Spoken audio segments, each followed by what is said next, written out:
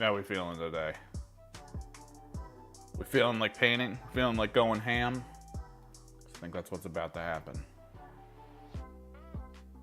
Yeah. Oh, that's really bright.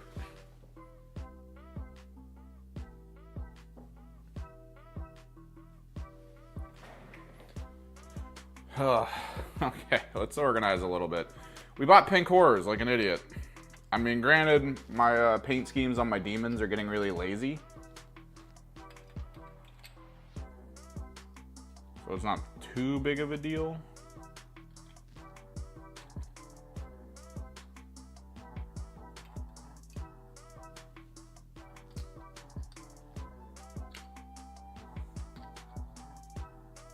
But I did it. I mostly did it because in 40k, if I'm going to run a Kairos or a Lord of Change as an ally, I don't want a single squad of blue horrors. I'd rather have the pink horrors. They're just so much more durable.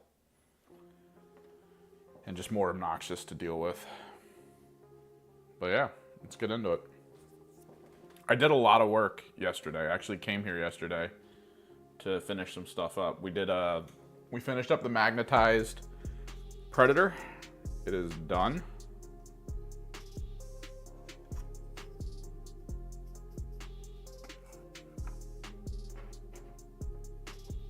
There's some white spots on it. I don't know what they came from.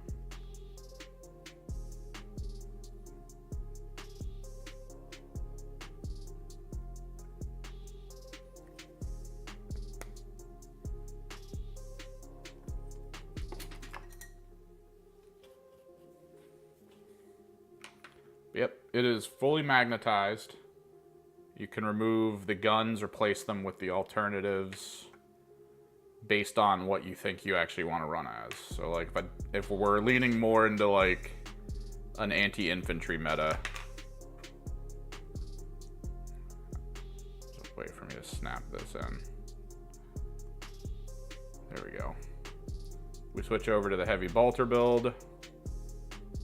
I can pop the gun off, turn it into the twin link las if I need to.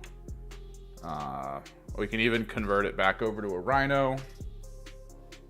It's pretty good. Because yeah, these come off and I can actually put the covers on.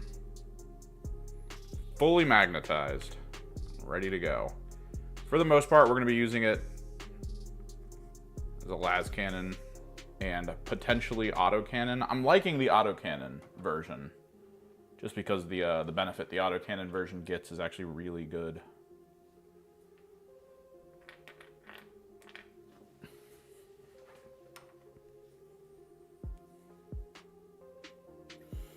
But we still have one rhino to paint. But before then, I really want to try to at least finish up this bad boy. I got really far with him. But there are elements that we just need to correct, recover, finish out. Get this pink demon flesh going. Get some highlights on it. Get the green glow going. We're gonna need to get Black Legion contrast together so I can do the piping.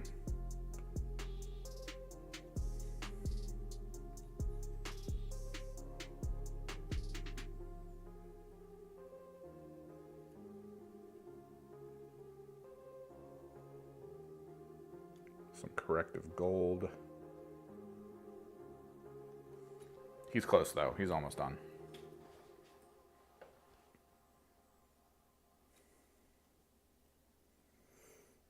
I want these guys to be done because supposedly the next thing our local area store is doing is a 40k event. We're going to do like a 40k tournament of some kind.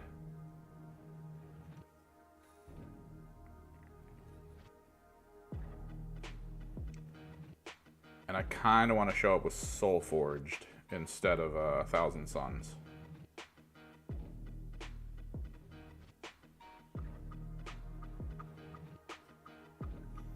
Because I know if I go 1,000 Suns, my brain is going to play the game of like, oh, let's try something people don't normally do. And then I'm going to build something stupid. I'm gonna go in with it. We're gonna do like Zangor's frickin' Terminator Sorcerer Lords or something. And I'm gonna lose every game in a blowout.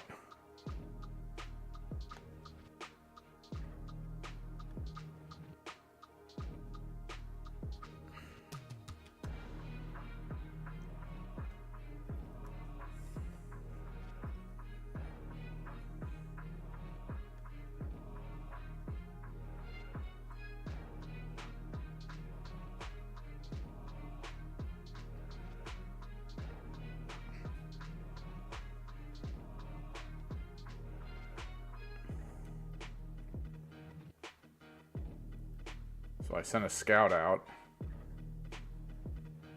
Found some malign sorcery box. I don't know how familiar some of you people are with AOS. I'm pretty new to it. But it was revealed to me that the universal endless spells are hard to get and tend to be very expensive if you can find them. I checked eBay to verify this, and the $80 box of malign sorcery is $160 on average per sold listing. So yeah, twice the price.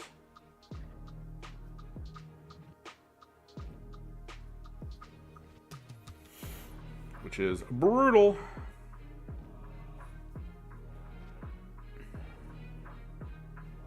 That's what scarcity gives you. But we found a box, so I'm going to be getting a box. And then we're going to have to paint it. Because honestly, I don't really want to use Disciples of Tzeentch endless spells in a full-blown game. I would much rather use either the time-based endless spells or the Primal Energies. Primal Energies is probably going to be the big one I use. I love the idea of Primal Energies. It's just so much damage. You basically summon 3 extremely powerful monsters and then just send them at your enemy. They're devastatingly good.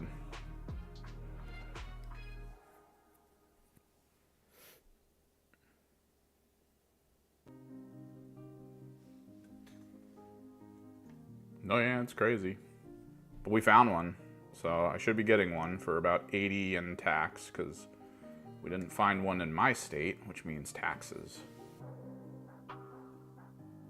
That's what it is, though.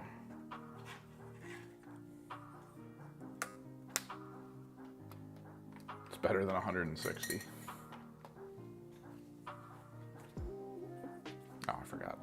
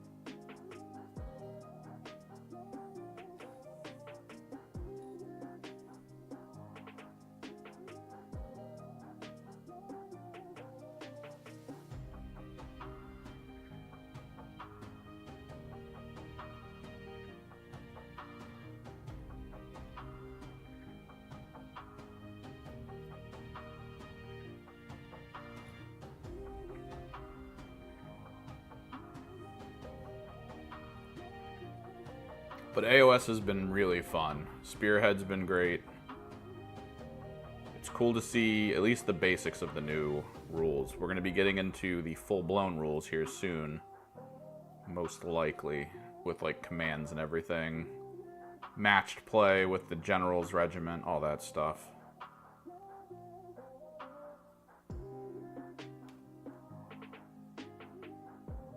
The ridiculous list building.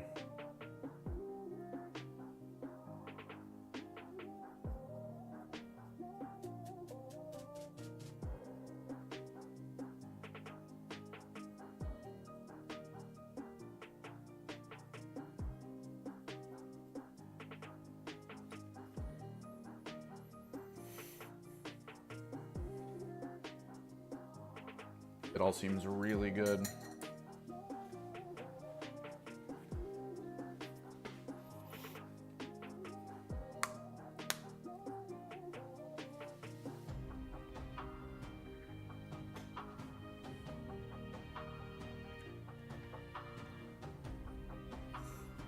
Hopefully the plan, as they stated, stays what it was supposed to be. Because I was kind of worried that I needed to really power through on the rest of my demons to paint. Because I assumed we were going to go straight from Spearhead into like a campaign or something. Some kind of like local in-store tournament for AOS. And I was like, oh, I'm going to need this. Because I already have my list together. I know what it's going to be. It involves my my Fate Skimmer.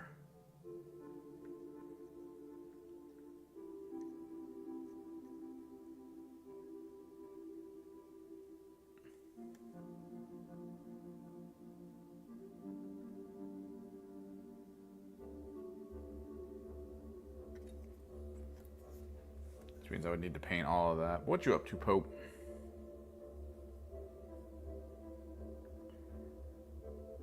You guys see the Blood Angels announcement today? Codex announcement, the new box.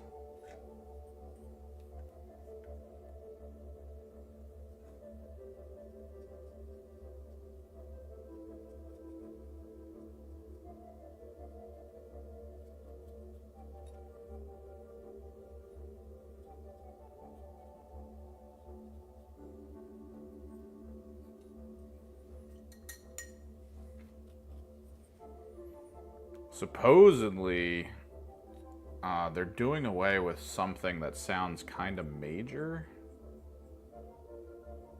I don't know. My local Discord was just on fire with people being like, oh god, they're getting rid of these units. And everyone was like, oh, but that's the major unit everyone uses. And my brain was like, oh no. Because all I could think is that my buddy, Blood Angels, is one of the groups he picked up for himself. And I think he was following that meta of using those units. So if they're gone, oh my god.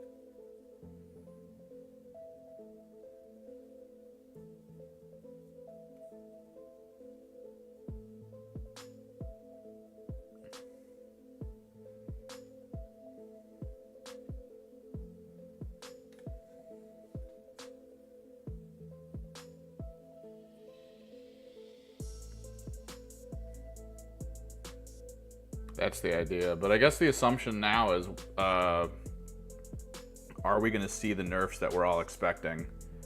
Because as far as we can tell, from when the indexes are kind of gotten rid of, whatever was the big meta during the index run is like no longer meta, on average.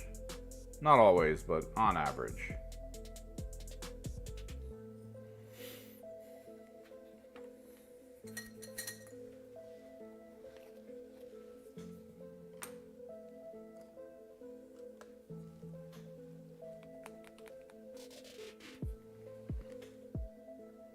So, like, are we gonna lose the Power Fist jump packs?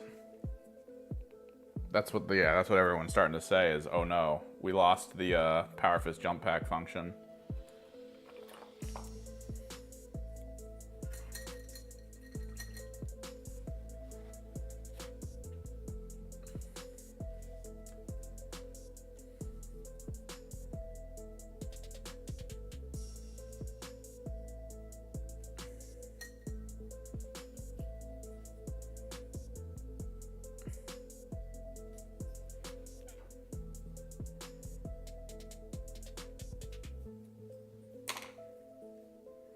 I might grab some paints and take this home. if I don't get to the end. I want this to be done, man. I want this. I want the Rhino to be done. And then I need the 3 Warp Smiths to just be done. I technically only need 1 of the Warp Smiths to be done. In reality. But I do want them to be done. I feel like I'm spending so much time on something that I should honestly be just playing. I should be just going to the store and practicing with them.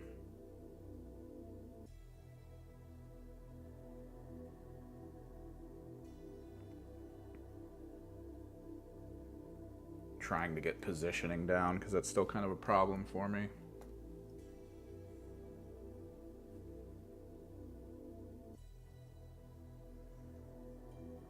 It is crazy to have come back to Warhammer, and back when I played in like 3rd, 4th, and 5th, it always came down to the issue of, oh, this super strong thing that I was abusing the hell of got nerfed. I hate it. And it's always been a weird concept to me of just like, okay. Like, what did you expect? If you're doing a thing that is universally good and is giving your team a higher win rating than people would expect, what do you expect? Like, what did you plan on happening? Like, much of the game, I feel like they're trying to make it so that almost every unit that exists has value to some degree. That way you can kind of build your list the way you want, or like play into certain metas for the fun of it. But they keep having the issue where they just make one unit good into everything. Alright, I got a phone call. Hang on.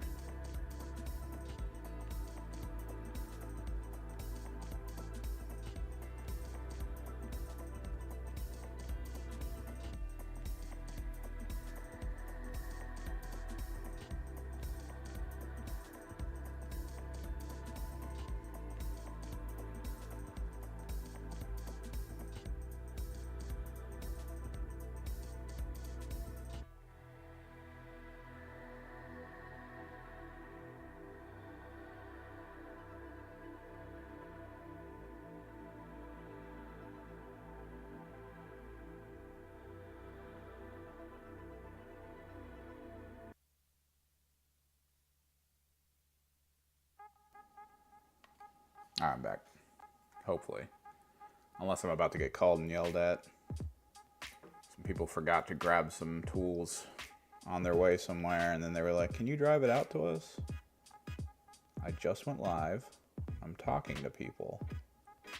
Why do you want me to go not live? Like, what? What?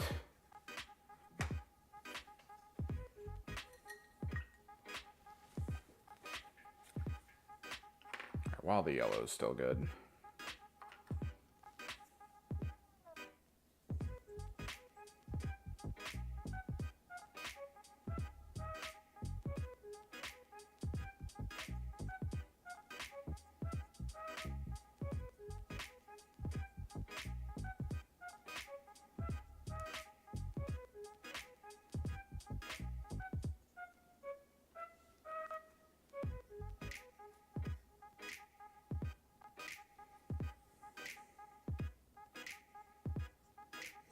Well, I just, like, that's the thing, right?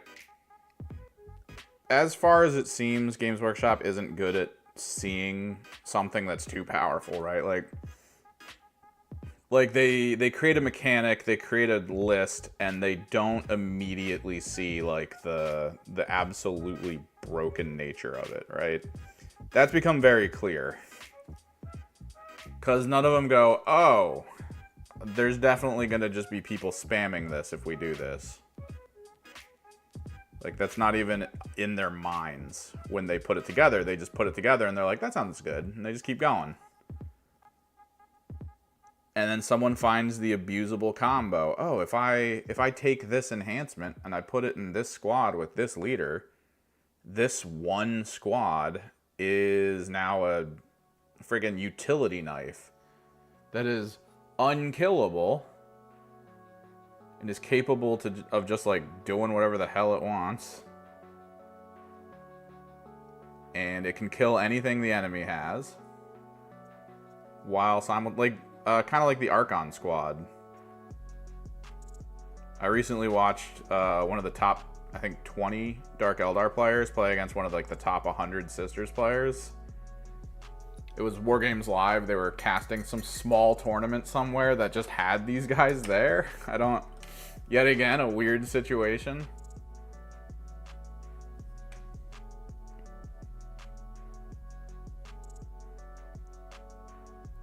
And he had his Archon squad running around the field, and they were just decimating. Anything they ran into, they would just kill and keep moving. And nothing could touch them. Like, the whole point of them was basically just, hey, run away. That's all you can do. Just run away. It's like, I don't know about that, man. That seems dick.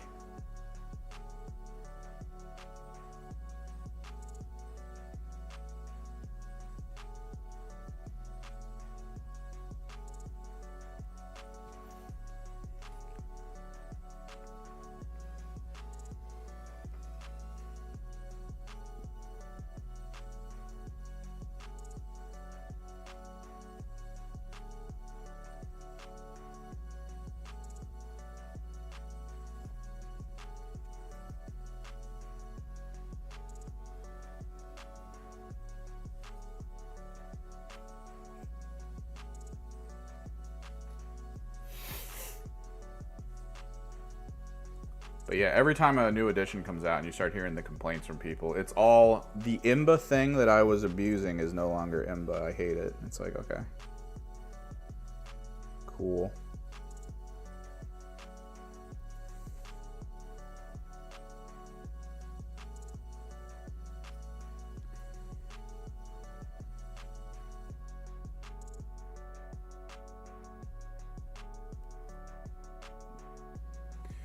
Coolio.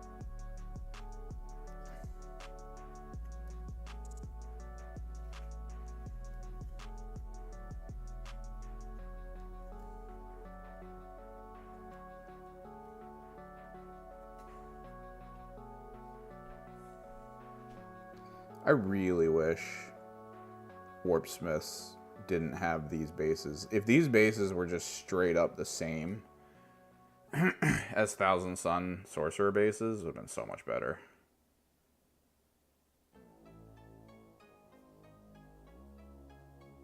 Why? Why do I need to pay for pivot rule with my Warp Smiths?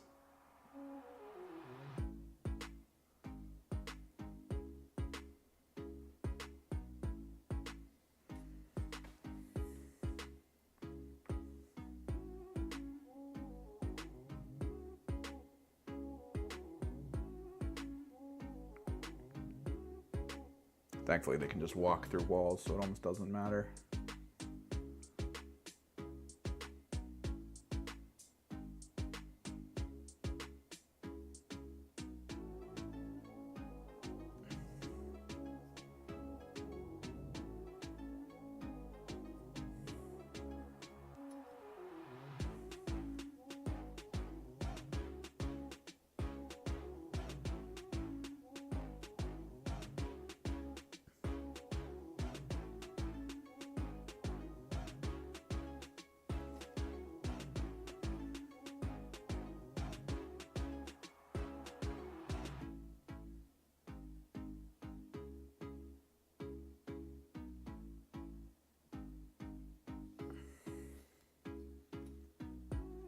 He is. This is infantry, so he can just walk through walls. Oh wait, that is the base thing? Well, I thought the base thing was for vehicles and anyone, I thought. Because it wanted it to do it for like bikes or something. And our bikes are cavalry. Or what's the limitation? It's been a while. This is the problem when you hyper focus on learning a new rule set like AOS, and then you have to turn around and be like, oh, what was the change in 40K? What was the adjustment? Whatever, Axe.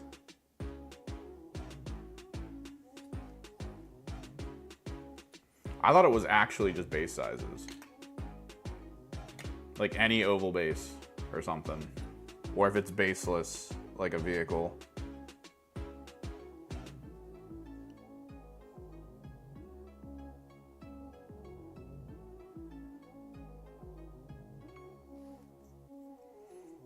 But if it's a vehicle with like a round base, like a knight, basic knight, you can pivot it.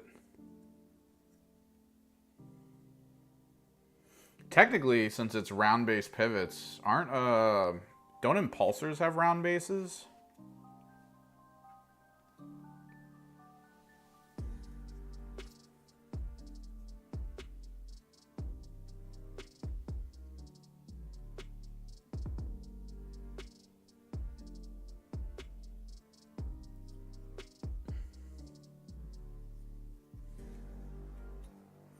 Because I know the main thing was that the Tantalus technically has a round base, so you can pivot the Tantalus.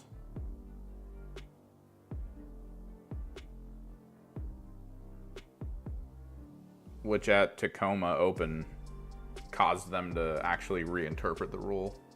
What's up, Chase the Champ?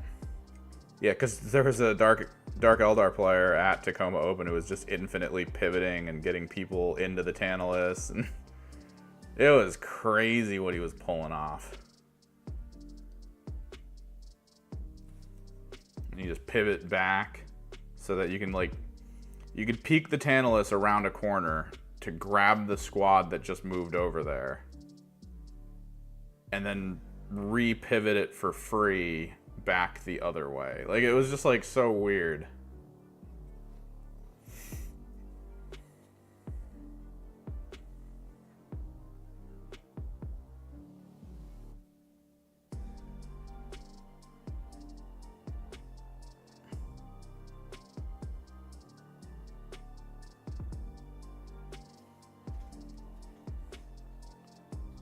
So Tacoma Open went, nah, F that, and changed the rule completely.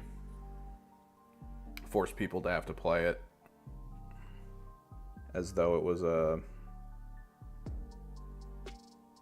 oval base.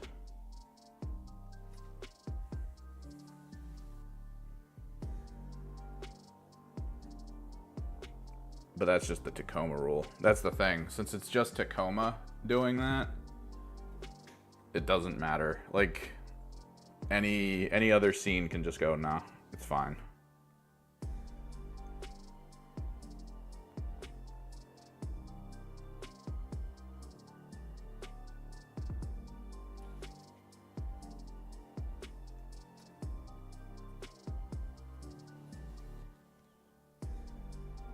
Yeah, so it's kind of bad with them, but it is egregious with that Tantalus, since the Tantalus is just so huge.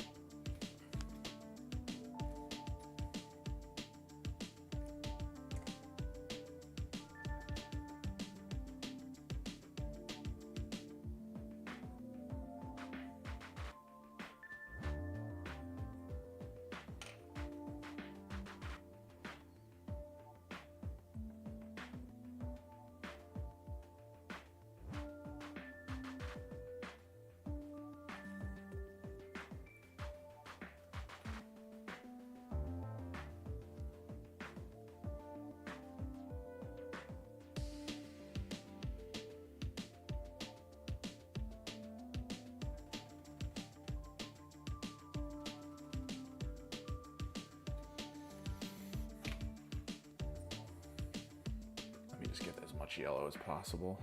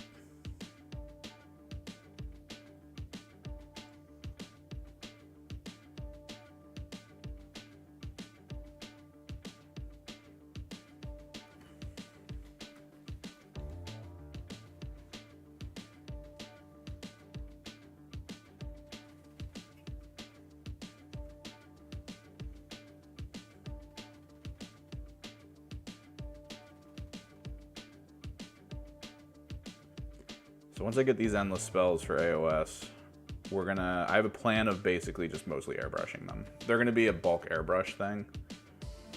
That way I don't have to do too much painting. Cause I kinda want them just done, man. Like I want them done. I don't wanna have to think too much about it.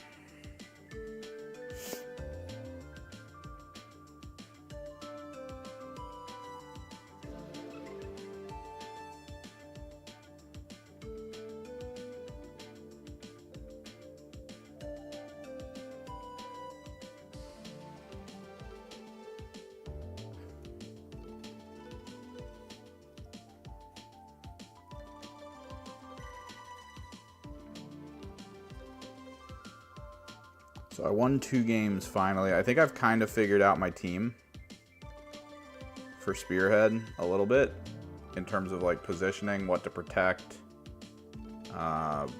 what I'm supposed to be focusing on in terms of like damage output. It's not like I've kind of solved the equation to the point where it's like, oh, I can't lose now. It's more that I recognize the risk reward.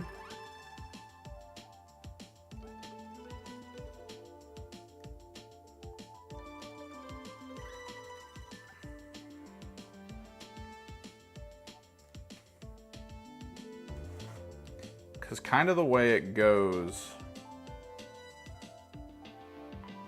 for Disciples of Tzeentch, specifically the Spearhead, is if my flamers don't pop off in combat, I lose. That's just it. I just lose.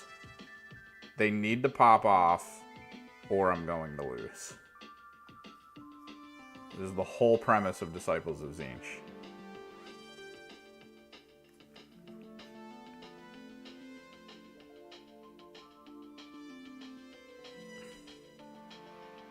I turn 1 managed to kill a tree lord. Right?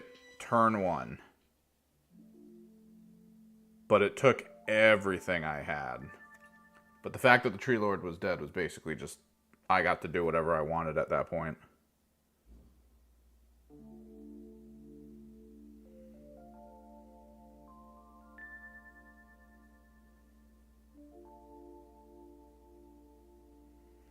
And it mostly happened because my flamers did pop off at the beginning. They managed to put 3 wounds onto it, and when I rolled the D3 damage, I got mostly 3s.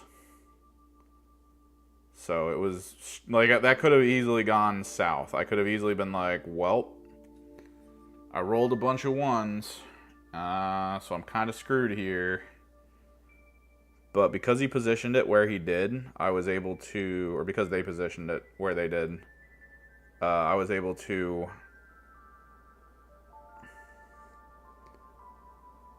like dump everything I had, including heroic phase spells.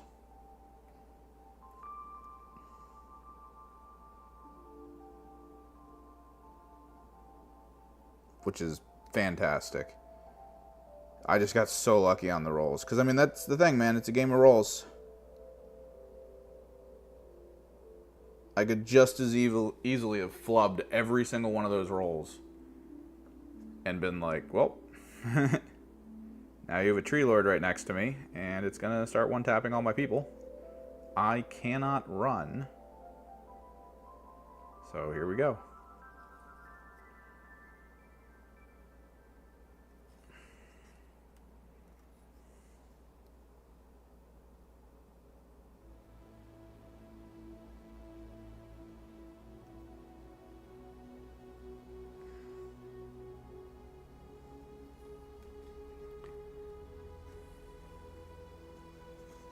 Here we go.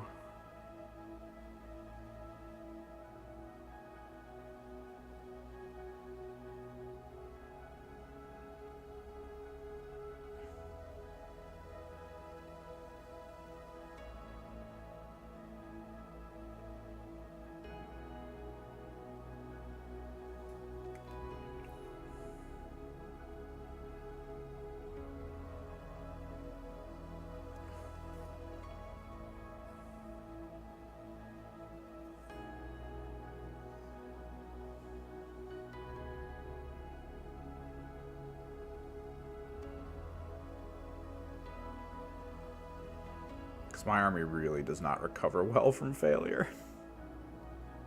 It does not. Failure hits super hard.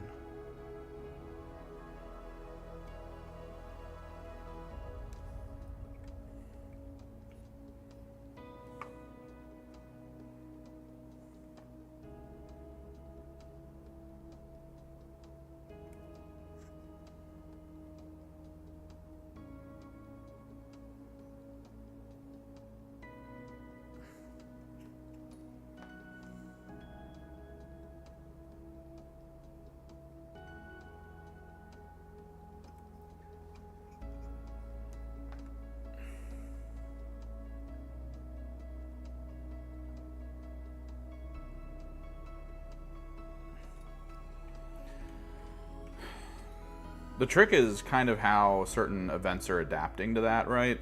Like, events are trying to, through the ways the games work now, they're trying to make it so that if somebody is really spiking rolls into someone who's flubbing rolls, there's still the chance that through sheer force of strategy, you can force a tie. Now, this doesn't mean that, in the long form of the tournament that you're going to be like, oh, cool, I can't wait to see top 5. No. It just means you're not going to see bottom 5. That's all. You'll probably end at like a mid-rate.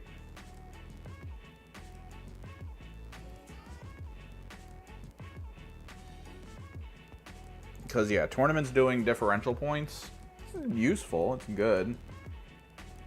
because if you're not doing too well, if you can at least stop your opponent from scoring with some of the tools you have while simultaneously still kind of scoring for yourself, it kind of works out.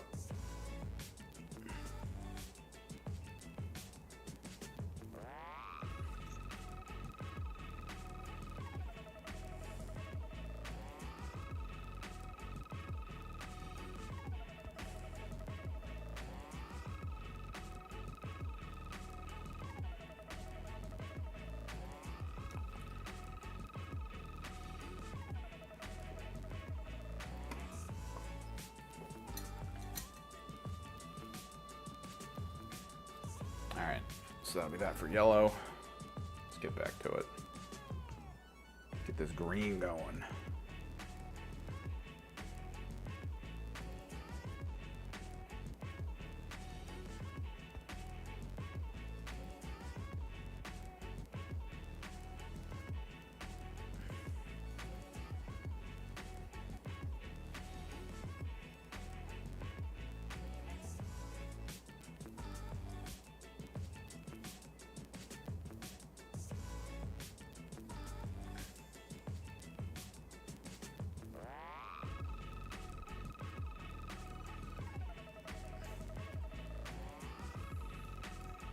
What's up, Diver?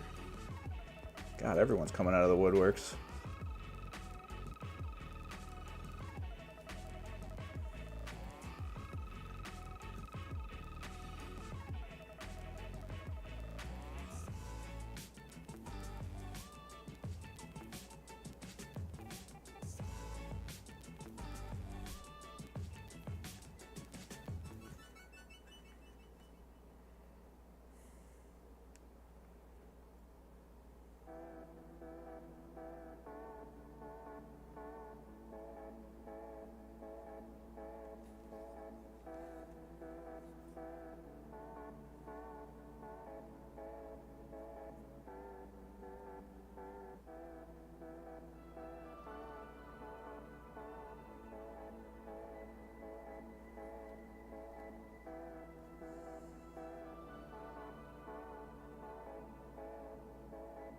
See now that I missed the pink under the head.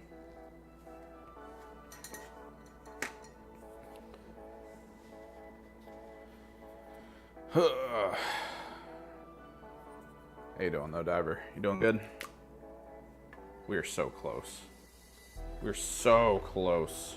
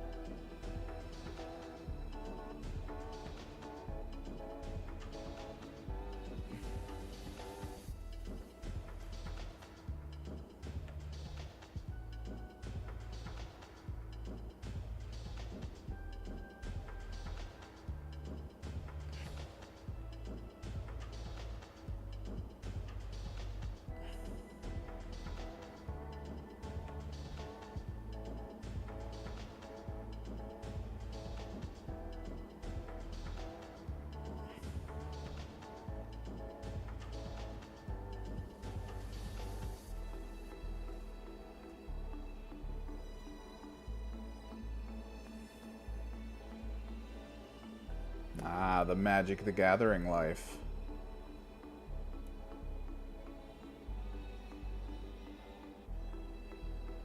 I do kind of miss it.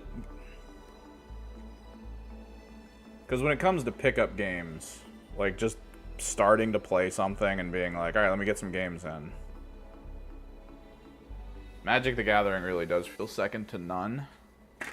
The problem, of course, is that Magic the Gathering also has the land of people who build the infinitely powerful, unstoppable decks for things where you'll go to a tournament or like even a small game, and there's just like that guy just chilling at a table. Hey, how's it going? You want to play a game? I'll take a round.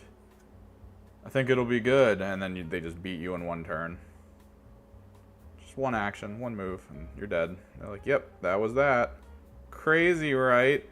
Like, I've always kind of wondered in my head about that. Like, is that the method of, like, this is how I make friends, right? I'm going to do this to them at a tournament. And then, after I've completely trounced them and kind of made fun of their build a little bit, I'm going to tell them, like, oh, this is great. And then they'll be like, oh, I need to talk to you and be your best friend. Because if I am, then maybe I'll learn how to do that too. Like, is that the play? Is that what it is? Or is it just like, you have a bad day at work and you really want to feel like you're dominating someone? Like, what's the reality there? Which one is it? Is it one or the other? Can it be both?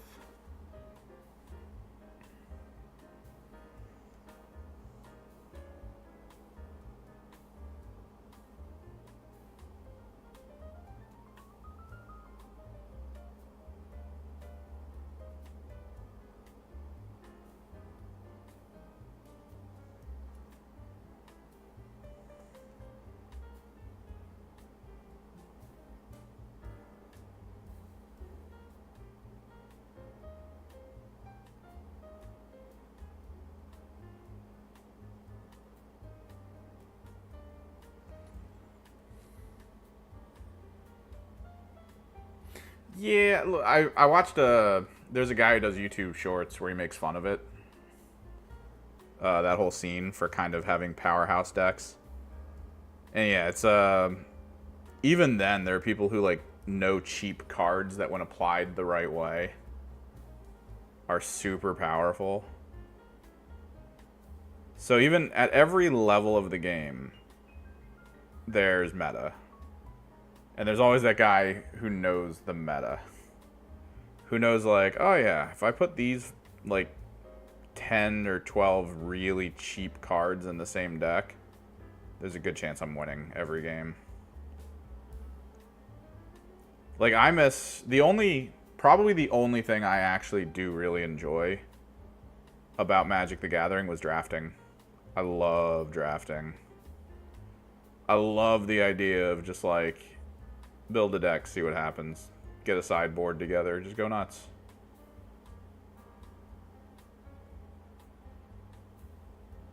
I really love drafting.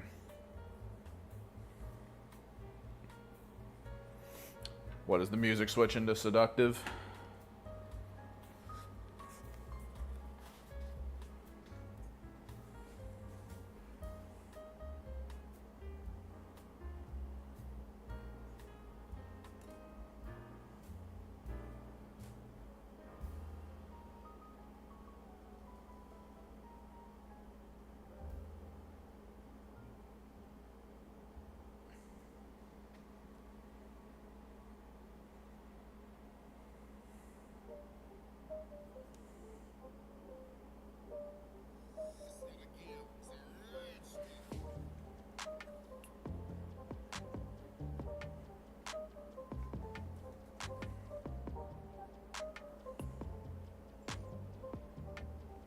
Because there is meta in drafting, but if everyone knows the meta in drafting, it's still down to chance. Like, that's all it is. It's like a dice roll at the beginning, and then it's a further dice roll when you play.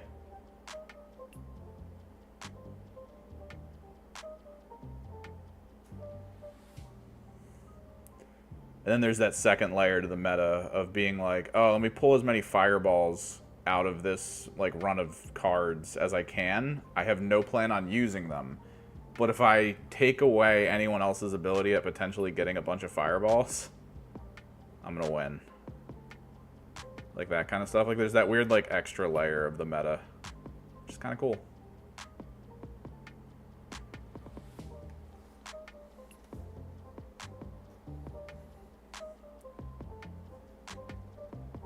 Oh, that was more for Magic the Gathering. People like to dominate in that game. It's so weird. I mean, people like to dominate in any game. It's a nerd culture thing more than anything else. And I genuinely think it's because they feel like being really good at it to a point where it's obnoxious is one of those things where it's like, that'll make me friends. People will flock to me because of how good I am. It's like, I don't know, man. At the store I'm at, I'm happy that there are some high-level players that I can play into and, you know, have that post-match talk with about, like, what they did, kind of the focus in their list building, the idea of, like, what would make for just generally a good list build idea, like, stuff like that. Yeah, you is. You on lunch break? You doing lunch stuff?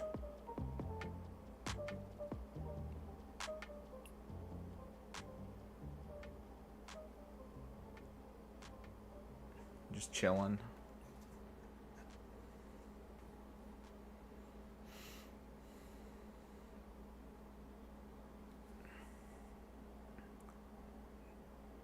Like, the decks that I had a couple giant, like a blue giant deck, like the Frost Giant deck, that was built exclusively around the Frost Giant, putting it in, protecting it, and then just, like, annihilating people. I had, what was it? It was, like, budget Jund. I don't know if you remember the Jund meta. I had a budget Jund deck at one point with the Cascade functions.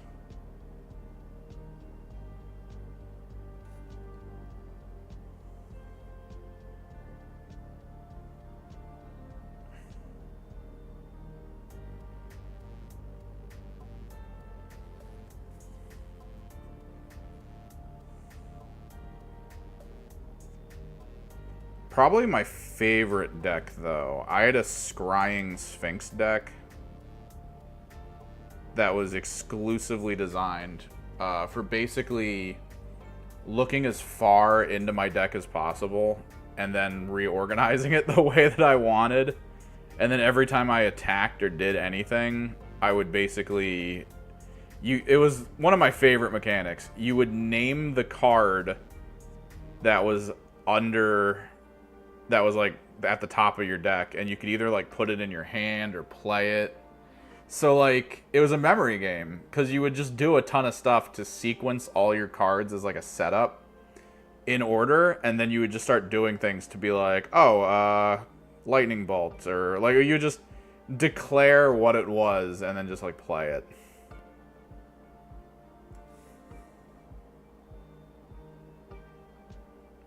Or pull it to your hand for later use. It was so cool. I loved it. It was so weak because it required you to have certain things on the field.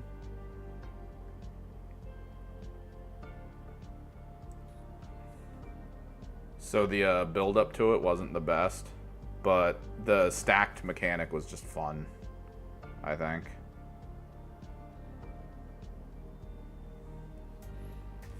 We never got our game in, Rax.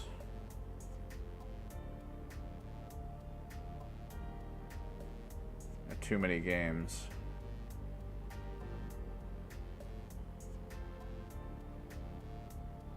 Were you even around on Sunday? I think you were, right? I could have, like, we could have taught you frickin' Underworlds, and then you could have been the only other person in the tournament. It would have been you and me dueling it out.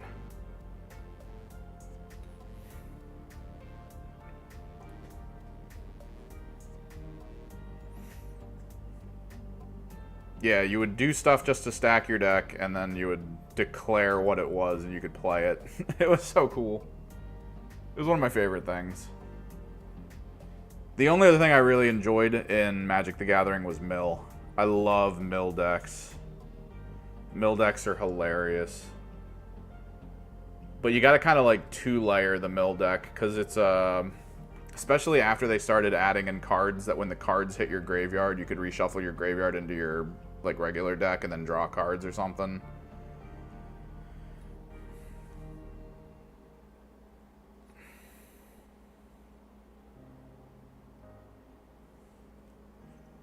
You have to do like the ring that instead of it going to graveyard exiles it or something. It was a whole thing. But I love the hell out of Mill. Anything that basically goes, oh, what's your plan? Oh, let me get rid of your plan real quick. Oh, you have all this, you have a lethal combo going? Well, let me make sure you don't have a hand in a second. Hang on.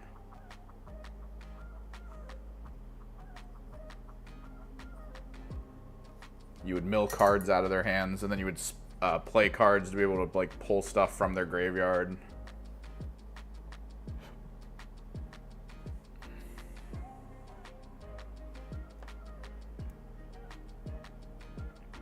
Is that the one where like you do damage for everything you discard or something? Mill was always fun. I remember playing draft with my friends, and I happened to get like some of the best mill cards from that box. So I just played mill.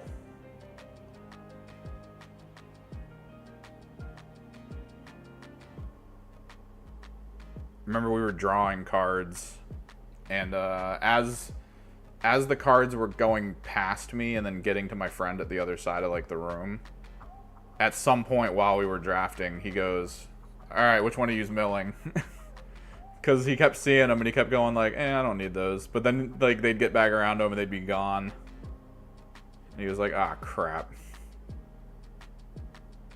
That's probably my favorite part about drafting in that game, is because when you see a card, you think to yourself, oh, well, this would be great for a mill deck, but I don't know what else is here. So I'm not going to take it. I'm going to take this other, like, surefire thing that I'm pretty sure I could build around. It'll be great. And then, like, the cards get back around to you, and all the mill cards are gone after you, like, see all of them.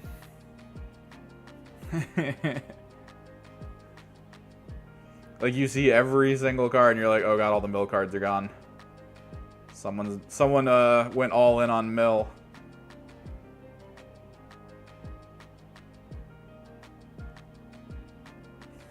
Freaking, like, turn 3, they had no cards in their hand.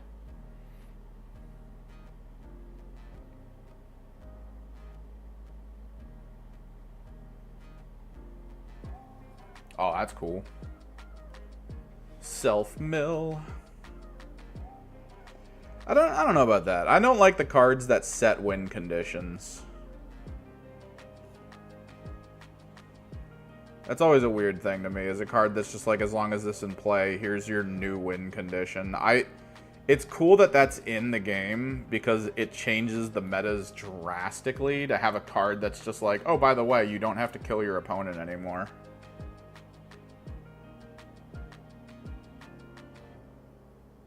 You just have to achieve this goal. And it's a victory condition. But at the same time, I don't know, it's a little obnoxious.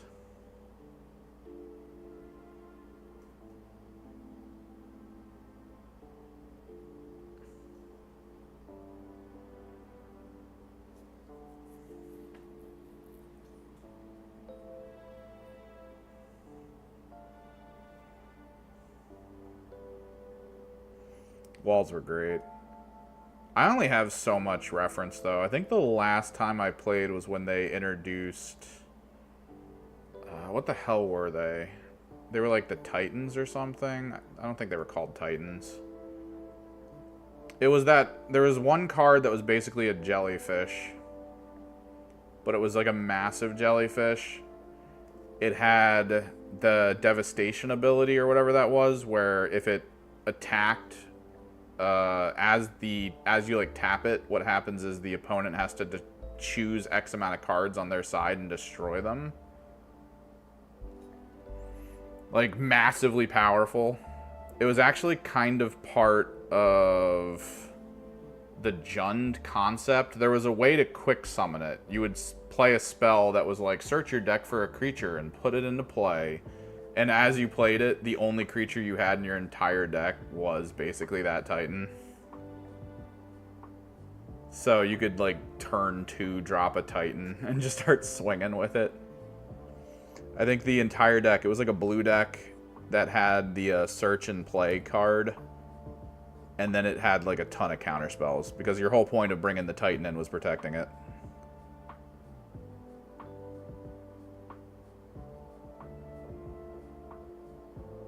So I think you wouldn't even play your search card. Yeah, the Eldrazi.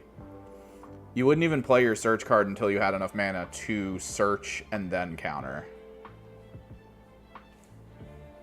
So the only way I knew how to like deal with that was to just like mill and hope that it gets rid of his card.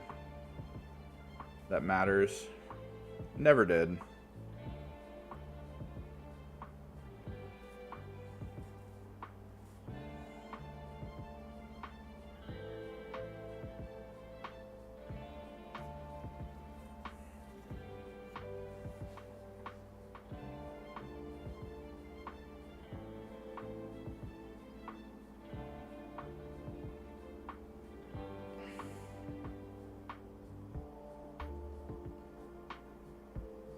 That'd be funny, though, to play that, the card where you win by not being able to draw anymore. And then your opponent just has the ability to reshuffle your graveyard into your deck. And you just can't really win anymore. It's like, haha, take that.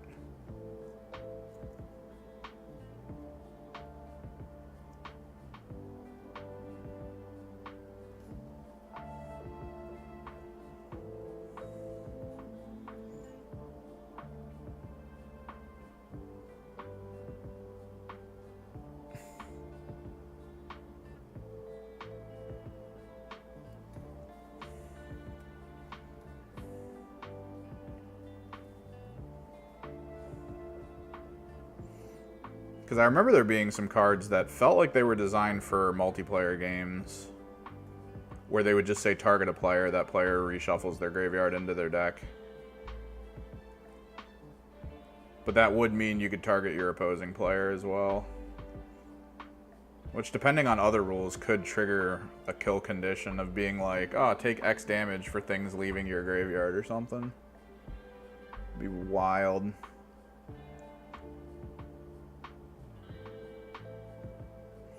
There are just so many Magic cards now. Occasionally a short will pop up. Yeah, I did see. Occasionally a short will pop up on YouTube. And it's for a card shop. And the guy will do a thing with his customers where he'll walk over to them with one of their usually like mid-level expensive cards. And he'll give them some hints or something, or he'll just be like, name the card in 5 minutes and you get it kind of situation. Or like 45 seconds or something. Some people are worried about the older stuff, yeah. Some people are specifically worried that the meta of all Jump Pack Troopers with Power Fists is gone.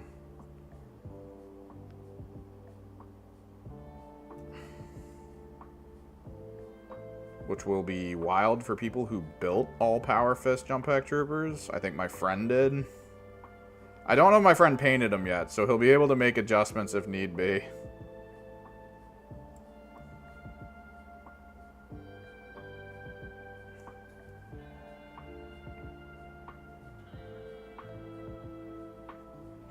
Well, those videos aren't bad, but it kind of shows me like how wild the Magic the Gathering scene's gotten with cards, because it's just, I'm seeing cards I've never seen before, and the rules on them are just like absolutely ridiculous. Like, I'll see them and I'll be like, holy crap. Because you do feel like Magic the Gathering is kind of an arms race, right? Like, every single time they release something new, it's an arms race. It's just like, oh, what did we already release? All right, let's release something that's like more absurd.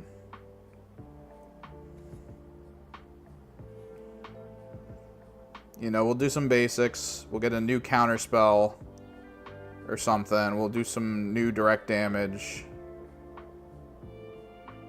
Whatever. It's fine. But then you get the arms race cards of just like, oh, this, you play this land, you destroy 3 of your enemy's lands, you tap this. It's like, whoa. Whoa. Calm down, Magic the Gathering. It's like the Eldrazi. Like, the introduction to the Eldrazi was just like an arms race card release.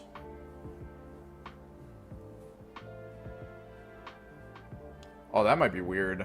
Dude, I always hate rebasing. That's probably the one thing I do not like about kind of the way the game goes. My buddy loved Gene Stealers for Tyranid, so he owned a lot of 5th edition Gene Stealers.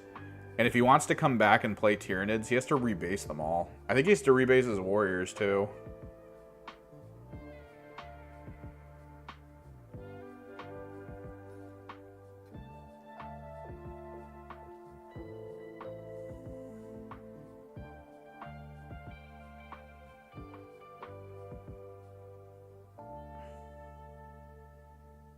Because, like, I fought an Angels and Demons deck, right? And I thought the rules on Angels and Demons were crazy. Because some of them are. Some of them are straight up just like, if you don't have this on the field or something. If you don't have something on the field, you can't draw a card anymore.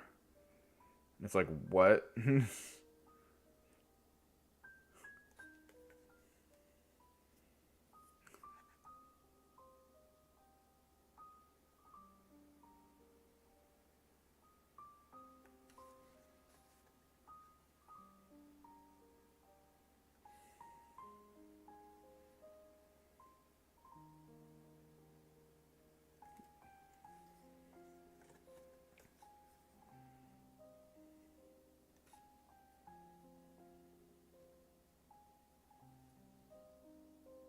No, yeah, that stuff's just wild.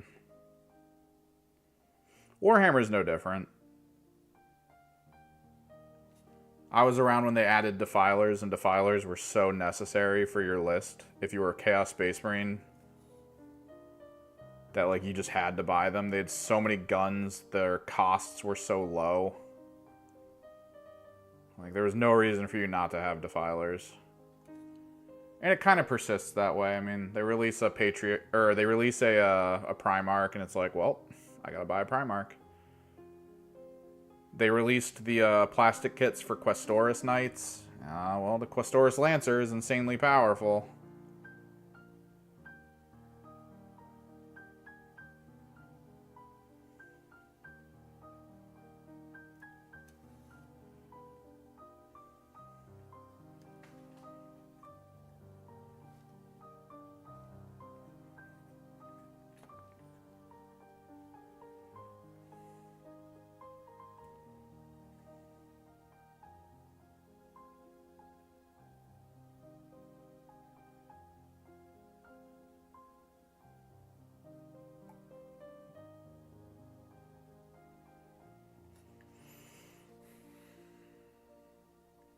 No, yeah. The companies need to make money, so they have to make you want the thing that they're selling. And I get that. I do.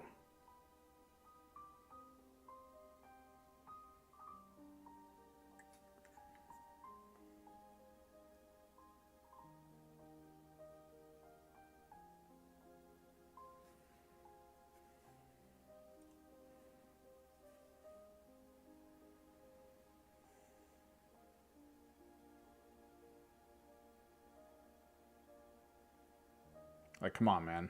We're waiting for Emperor's Children, and then I'm going to be dumping like $1,000 into that freaking army. I can feel it.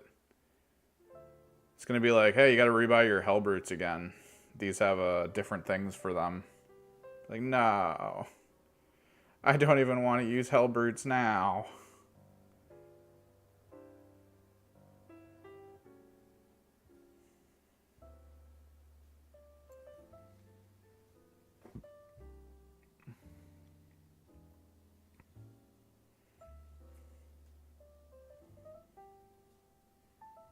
No, yeah, it's a good thing and it's a bad thing. Because the bad thing is that the company realizes that when someone like me comes into the game, and then I just get my collection together, and then I have no interest in other armies, because it takes up a ton of space.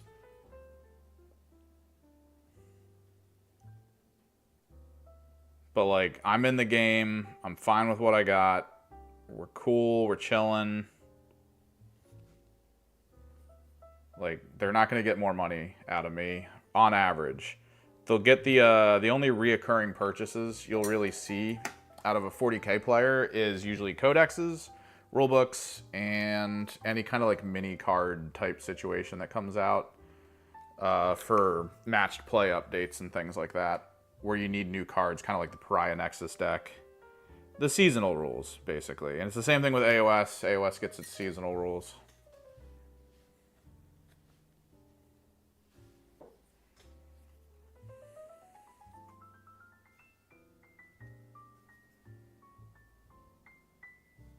but it's not like a new brick of 40k stuff comes out, like a whole new deck of cards like Pokemon or Magic or Lorcana or anything. And then it's just like, well, another grand. Here we go.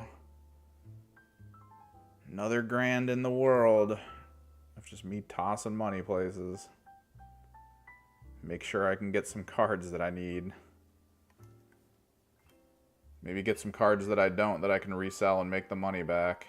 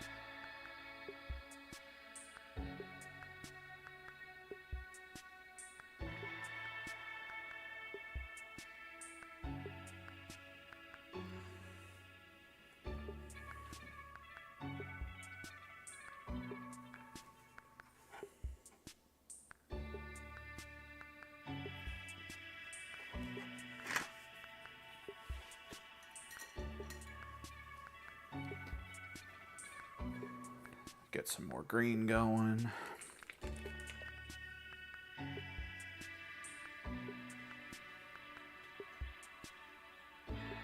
I feel like we're flying through on all this, but at the same time I don't really want to necessarily fly too fast.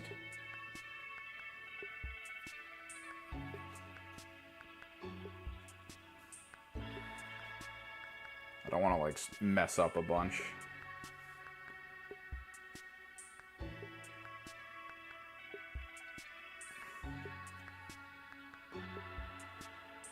I know I need to do some corrective gold. That'll have to happen.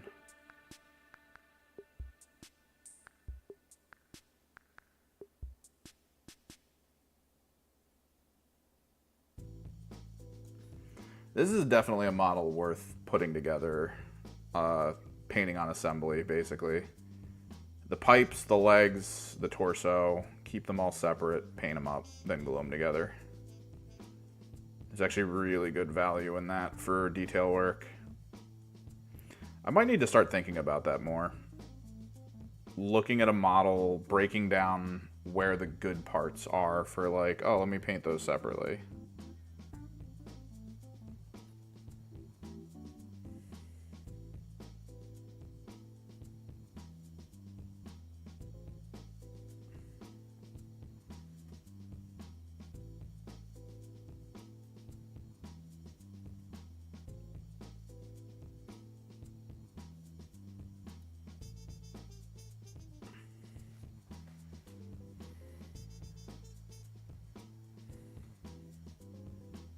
Is this actually the song? I can see that. I wonder who at YouTube was just standing around. It was like, oh, this is the free song that'll work for that. I actually don't do a lot on YouTube in terms of just watching videos.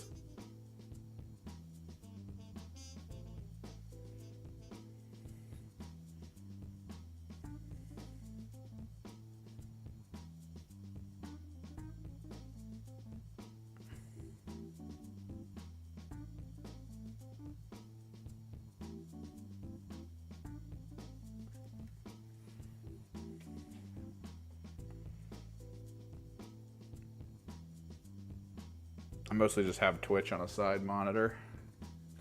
I'm flying around on different channels over there.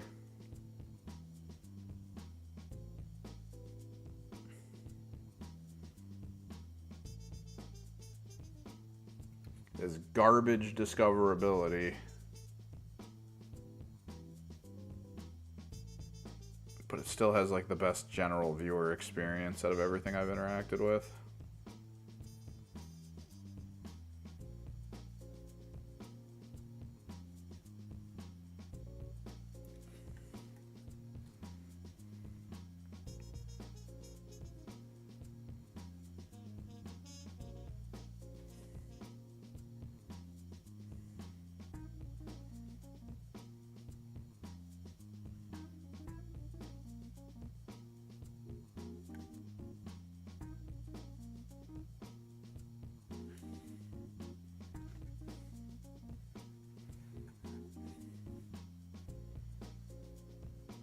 I was watching Silent Sentry last night, and we were talking about, or he was talking about, fun terminology used in marketing to get people to buy things because they think it's good, like military grade, genuine leather, like stuff like that.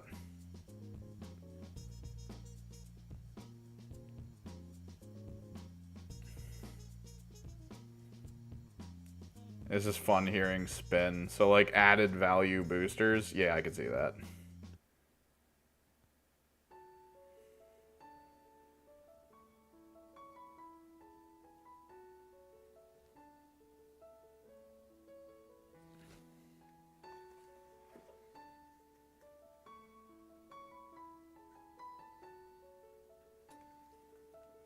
I don't like the defiler, hence what we built on stream.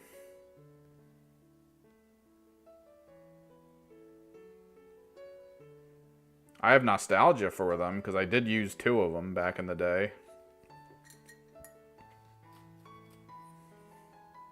But that model did not age well.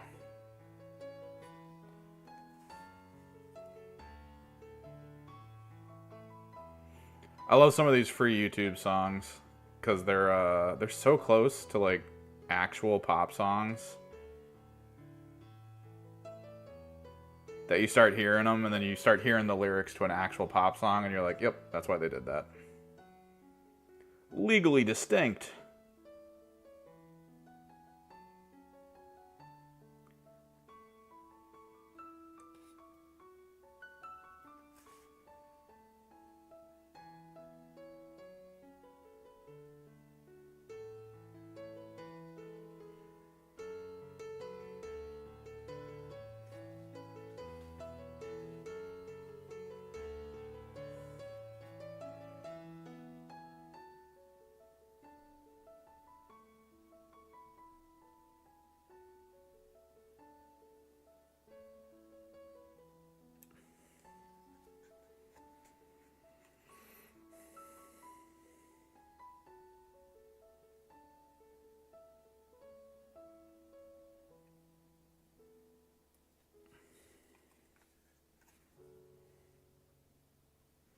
He's so green.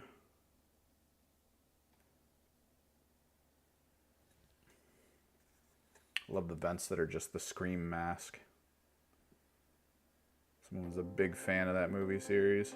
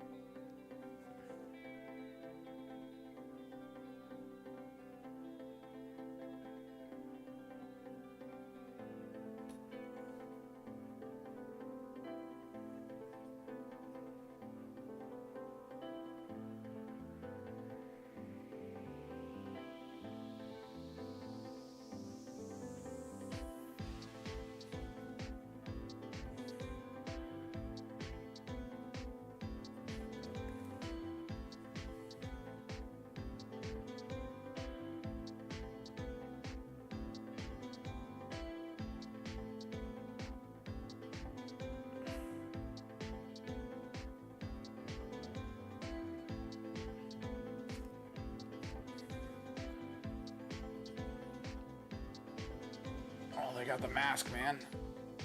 There you go. Little vents.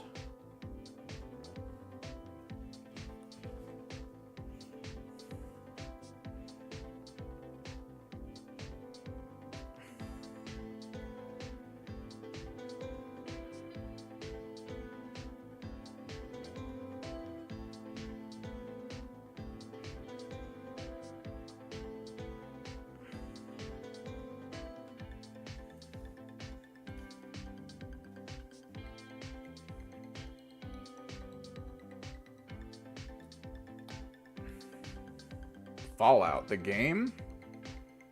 I don't like Bethesda stuff. I feel like Bethesda gets a pretty serious pass by like a lot of the fans of the older Bethesda things.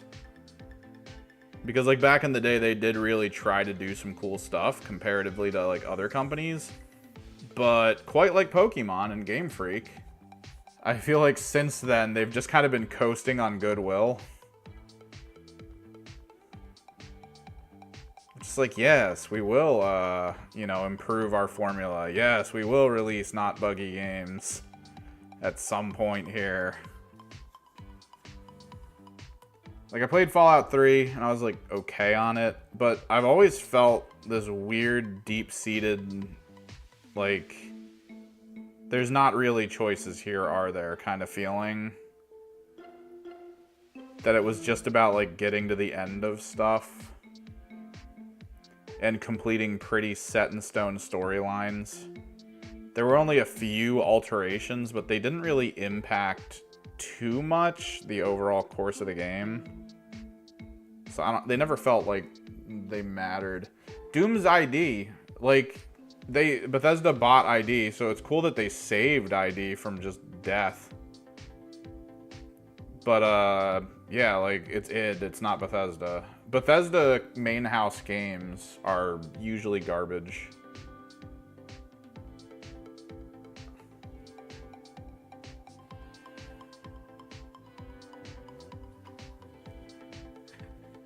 Like, despite everyone really enjoying Skyrim, it's not that good of a game. Like, there's so much bad about it that got fixed by the community, which it says a lot about your game when you release a special edition shortly after the game actually comes out, and the thing that makes it a special edition is you filled it with all the fixes your community did to it, because it was, without those fixes, it's just not as good.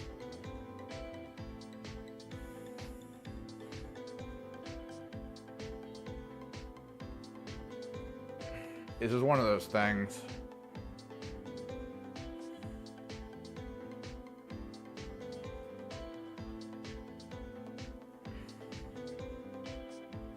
I don't know. It feels like they just half-ass their games a lot.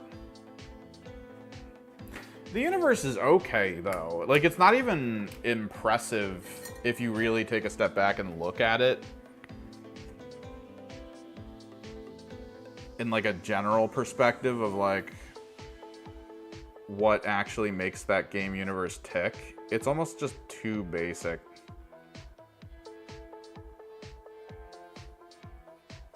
It's weird.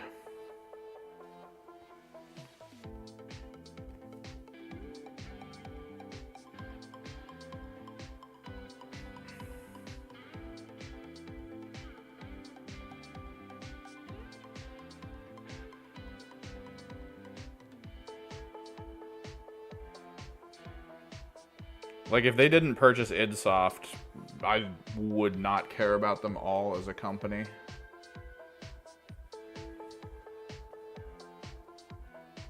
Almost everything they release on a year, on whatever base, like, dude, look at Starfield's release. It was just nonstop moment of realizing it was bullshit the whole time. Like, moment after moment of just like, oh, this was bullshit.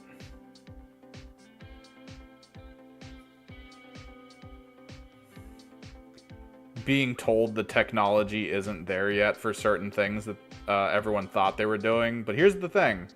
The reason everyone thought that certain elements of Starfield were going to be in place was because the technology is there. Other games have done it. So the assumption is you see Starfield and you're like, well, at the very least, they'll have elements of them that are maybe like from the tech that was used for things like Elite Dangerous to a lesser extent. Probably games like freaking what is it? Oh, Star Citizen. I know you say the word Star Citizen, red lights go off. Scam, scam. Yeah, but the tech is still there. The tech still lets you fly around in the universe. The tech still gives you big cities filled with people that you can interact with. The tech's there. We've seen it. The tech it exists. There's no reason for Bethesda to be like, the tech's not there yet. It's like, no, it is. The tech's not there with you all yet. Because you make mediocre games.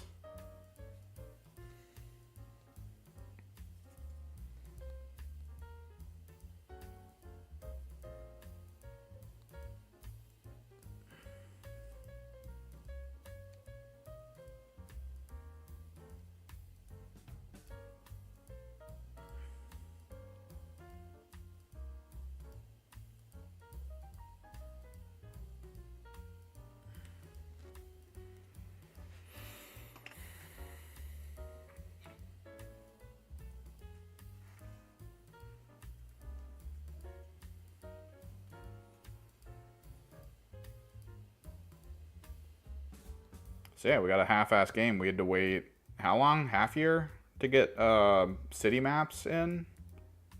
Brilliant. Just top-notch. Top-notch quality.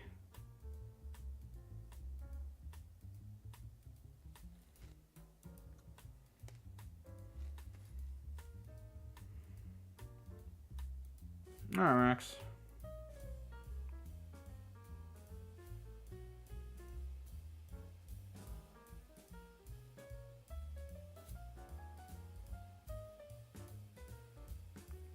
What was it originally? They said they couldn't add, like, DLS for performance. We can't really do it. It's hard to add DLS. And then, like, within a week, a fan added DLS to it. Like, just a random person was just like, I put DLS in it. It seems to work perfectly fine. Like, strings and rubber band, just put it into the game and it just worked. He was like, yeah, I don't know what they're talking about with not being able to do it. Here it is. You guys can download it if you want and just run DLS. Get some better performance. Shortly afterwards, oh yeah, we'll make sure to get it in there. We're very close to making it work. It's like, dude, something's going on. Something has to be going on that we're just not aware of.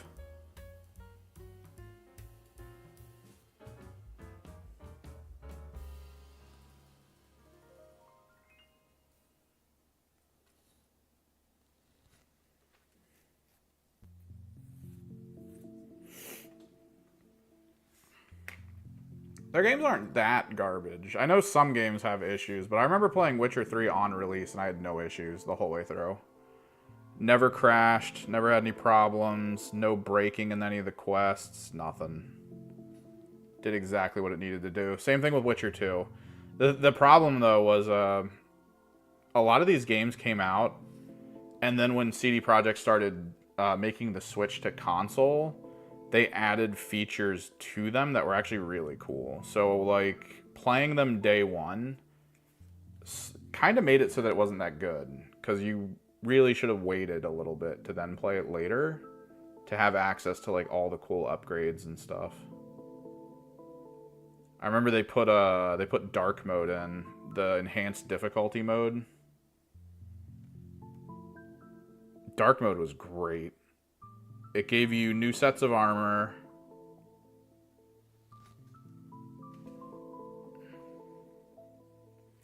Yeah, so what made Skyrim so much of an issue? I played it in English. They had some cool... I heard they had some decent voiceovers in foreign languages. But, like, I mostly just played in English, because that's where I started back in college with Witcher 1.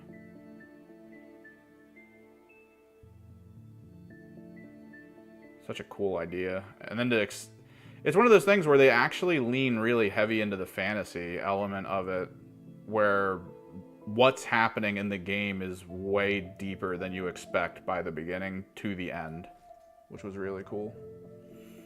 But like, I played Skyrim, and Skyrim sucked day one. I played Morrowind. Morrowind sucked day one. It's just Bethesda. Microsoft put them under pressure, sure, but they put someone who already isn't good at something under pressure to do something quickly. That had to be horrible.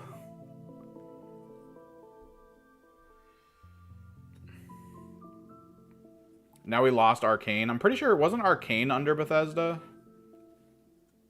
Which sucks, because Arcane was actually a really cool creative studio. Who I imagine was told to make a games as a service first-person shooter.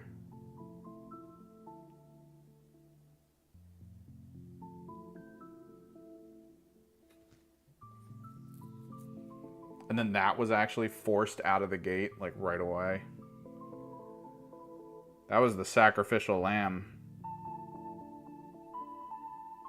Since every single game that was announced and given a release date window was all missing the release date window. So they were just like, let's make one actually hit it and then fire everyone in that company when it doesn't come out well.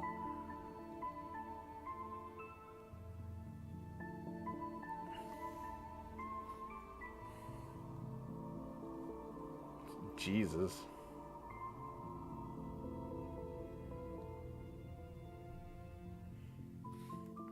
The conspiracy theorist part of my brain, looking at everything that's been happening in video games with delays, poor performance on release, all that stuff. Like, the conspiracy theorist in me is going, they're doing this to try to give credence to the need for AI, right? They're trying to do it to garner sympathy with fans of video games, to try to get a massive group of people behind them the day they're like, look, we need to completely allow AI in everything. Call your senator, make sure they don't regulate.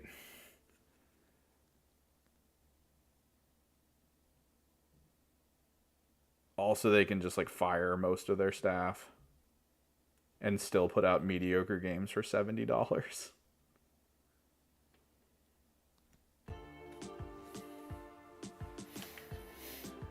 I could see that.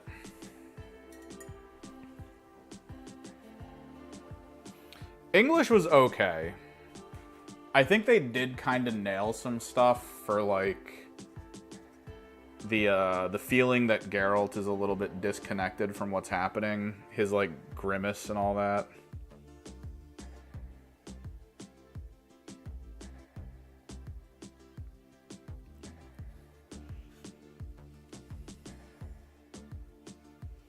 I think I just got used to that voice, because Witcher 1, that was the voice.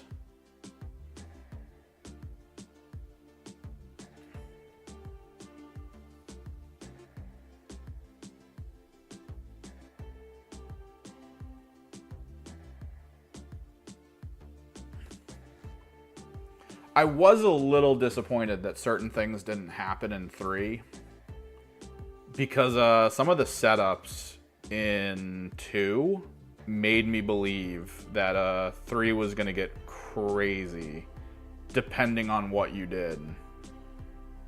Cause I let the assassin go at the end. I let the assassin go. I achieved the storyline where I knew who the dragon was. And I saved them. I did a lot of stuff where I was like, oh my god, if the next game that comes out actually interacts with this save file, because that was kind of the thing. Witcher 2 had some adjustments in it based on the save file of Witcher 1. And I was like, oh my god, this could be amazing, because they just did all this great work with like, oh, did you kill the king? Yeah, okay. Did you do this? That's cool. And I was like, oh, even if it's like a minor thing where they just like you're walking around the main city and then all of a sudden, like, you see a news post somewhere about the assassin still doing his thing. Or maybe he, like, pops in for a side quest for a minute and helps you out. Like, just anything, man. It would have been cool. Maybe the dragon pops in and helps you during a big fight. Nope. Nope. All of it was pretty much gone. They ask some basic stuff at the beginning, which changes a little bit about, like, some of the voiceover, but, like, it wasn't anything major. Made me a little sad.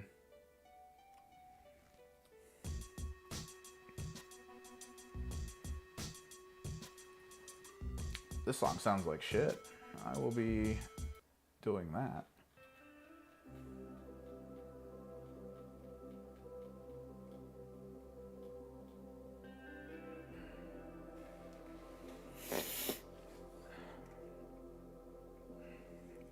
My thing is the way CD Projekt has approached games post Witcher.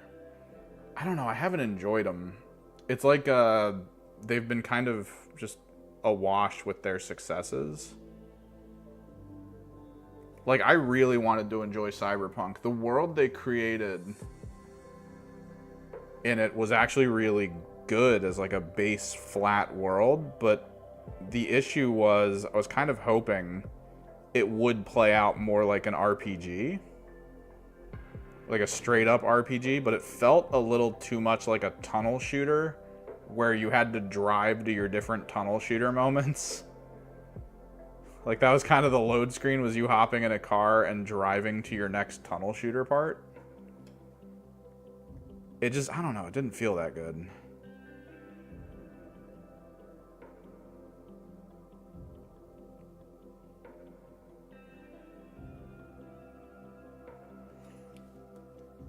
The part that really did it in for me is there's a side quest in the game that makes you go to the exact same apartment that happened in the beginning of the game. It was like, it felt lazy, right? Like, they were just like, oh yeah. You put the guy's VR on, and now you gotta hijacked, and now you're in the exact same hotel you just cleared out at the beginning of the game. It's so weird. I don't know, man. It's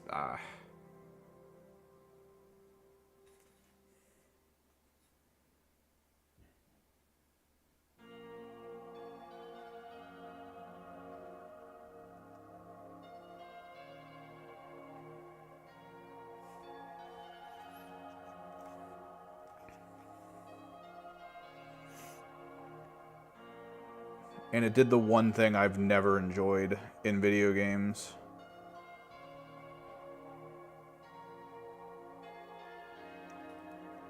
Based on everything you've done up until the end, when you get to the end, you're basically told, hey, which ending do you want? And then you just have to, like, select your ending you want and then just do it. Right? Like, did you leave the Nomads on good terms? Do you want Pan Am's ending? Go talk to them. Did you leave these people on good terms? Do you want their ending? Go talk to them.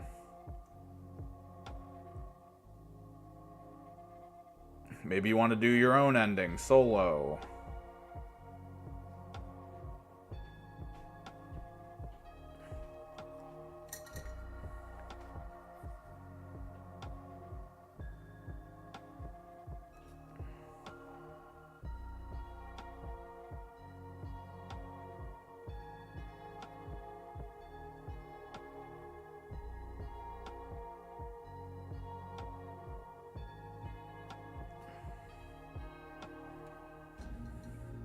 Freaking Deus Ex Machina Human Revolution or whatever.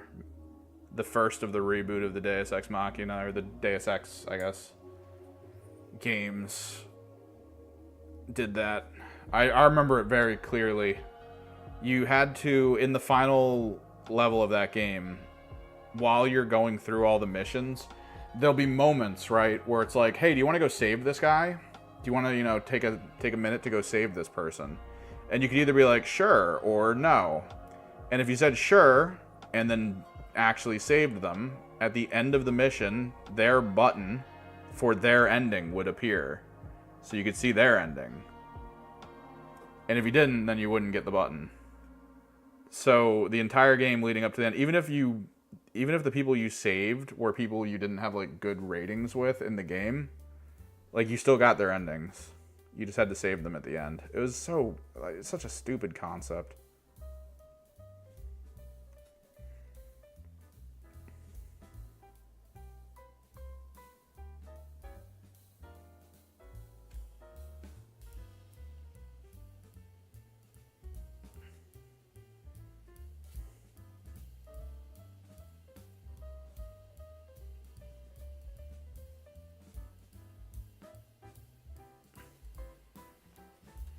And for me, it was still baffling. A major key component to the story, the understanding of what that final boss was, you don't get that information until a DLC that comes out later. Like, you actually learn what that is in the DLC. So if you completed the game before the DLC, you're just sitting there like, what the hell was that? What even was that thing?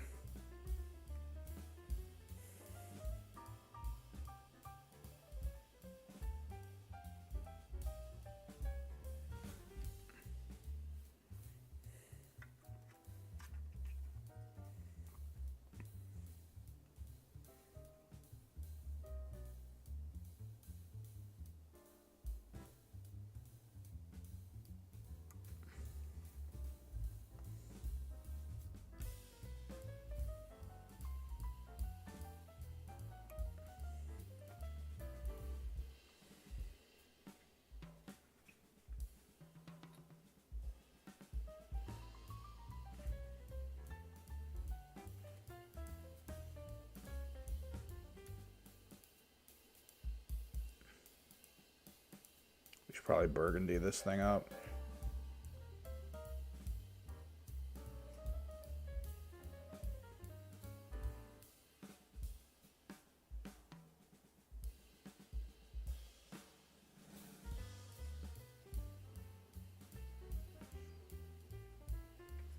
I'm gonna check Discord. No, they haven't messaged me back. I think the person that's getting me the malign sorceries, I think they might need the Lumineth endless spells, and my local store has them. I sent them a message earlier about it. They haven't responded yet. This could work out, because I could, if they want them, buy them using the store credit I got over there. And then offset the cost of the malign sorceries box with it.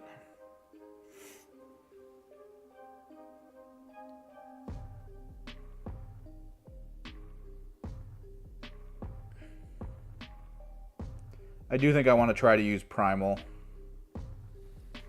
The Primal Malign Sorceries.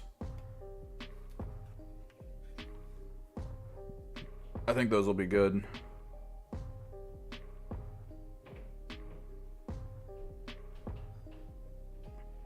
There's one that just attacks a ton, and on crit hits, it's mortals. And if you kill them, they can hit something nearby for like 10 potential mortals.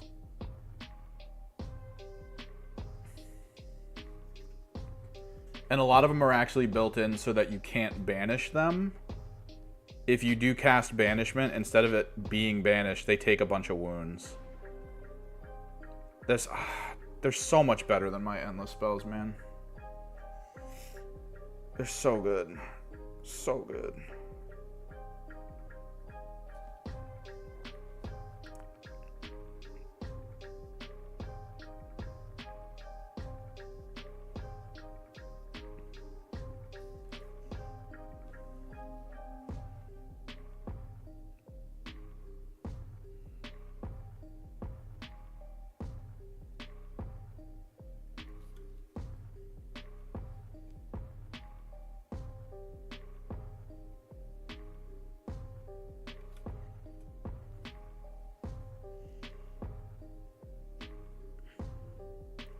So they told us about the Blood Angels Codex. Do we still not have a?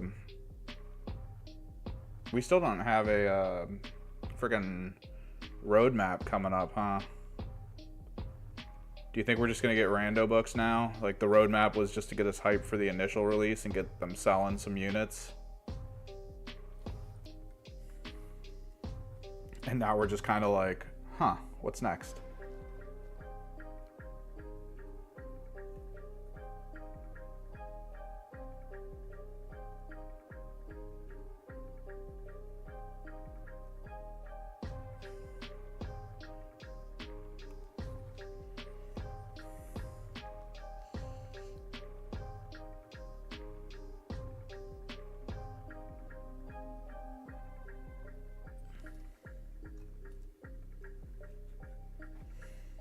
Oh, I'm back on the topic of The Witcher. But yeah, I mean, I know the story is Polish. Did you know there was a TV show in Poland called The Hexer?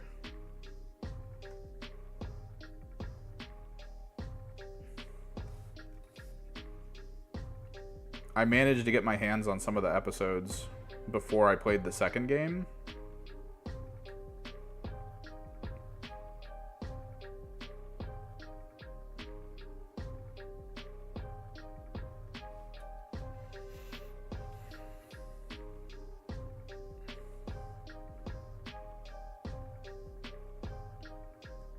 It was actually really perfect timing for me for that type of stuff because I watched a few episodes of The Hexer, and I watched the episode that represented the dragon that hired Geralt to fight alongside of him to save its daughter.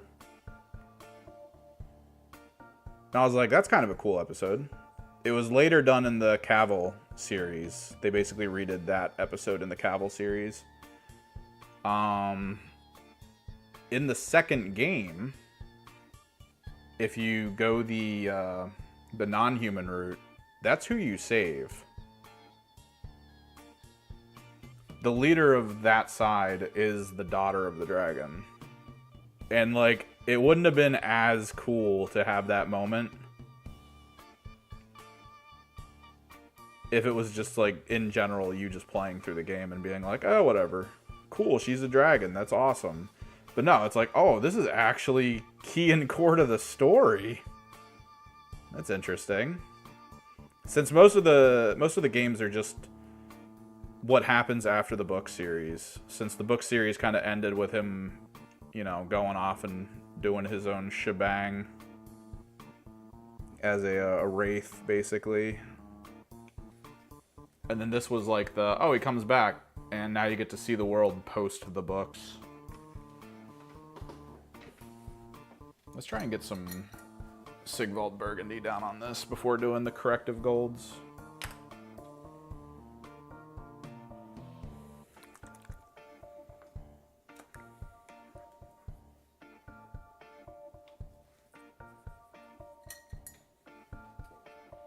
So it was definitely one of like the cooler little reveals that I didn't expect.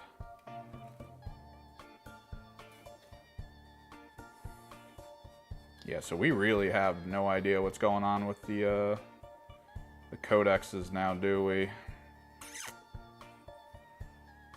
So I don't know when Thousand Suns are coming. I imagine it would be ideal, I guess, if they just did like a Pantheon run where it was just like Death Guard, Thousand Suns, and Emperor's Children all in a short period of time with each other.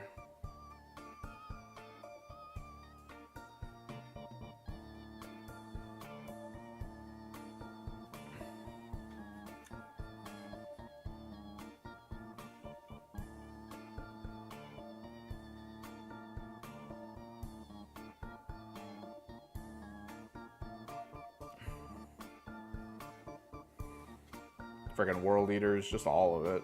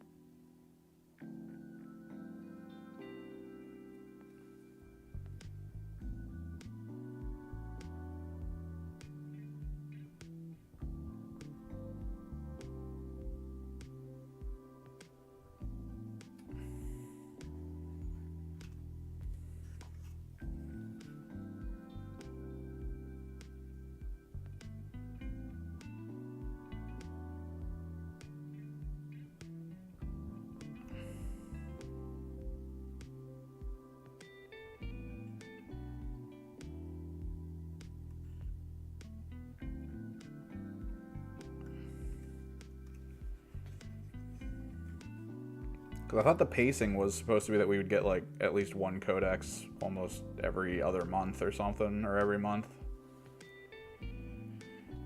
When they did that double burst codex, frickin' Gene Stealer Cult and Sisters, that was crazy.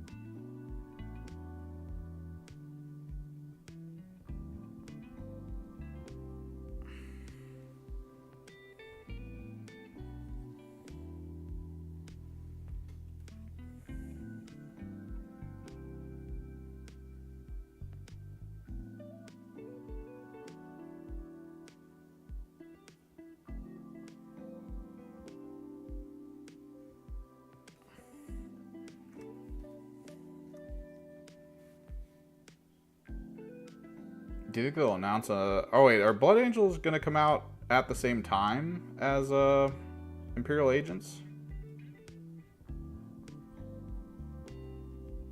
Because I keep forgetting Imperial Agents isn't actually out yet.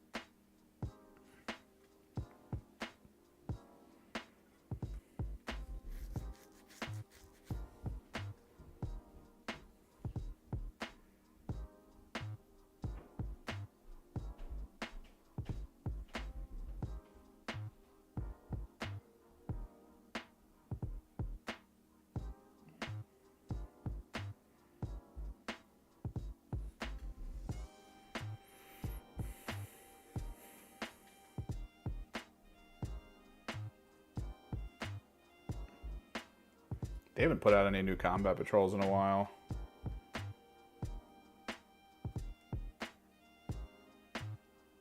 I feel like there's got to be some people at GW who are just like overwhelmed right now with projects they need to be working on, and then they just don't. Because at least for a little bit, I did feel like they were trying their best to maintain interest in things like combat patrol. I mean, they released a bunch of different combat patrols that weren't standard. I was like, oh, this is actually going to be kind of cool. We're going to see all this like new stuff. But it just didn't keep going. I think we got more more White Dwarf kill teams than we did combat patrols.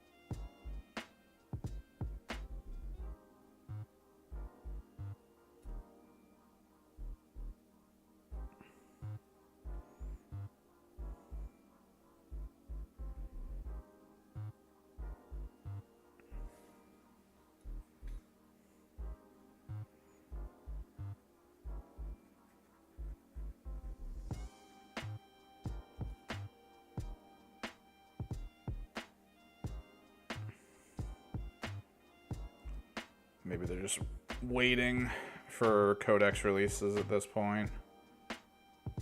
Because, I mean, I guess that's where we're going to get, like, the next ones, right? Like, codex drops, new combat patrol box drops. There you go, new combat patrol.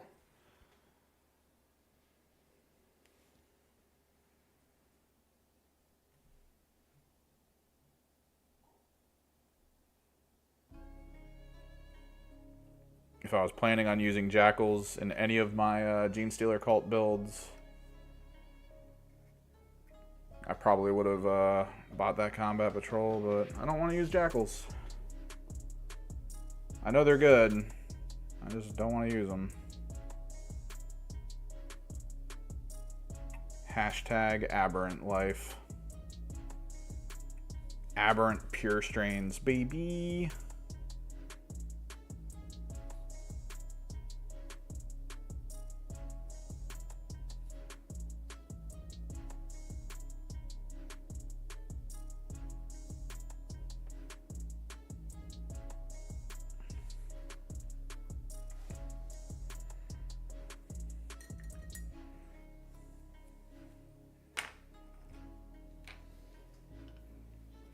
Yeah, they've been updating.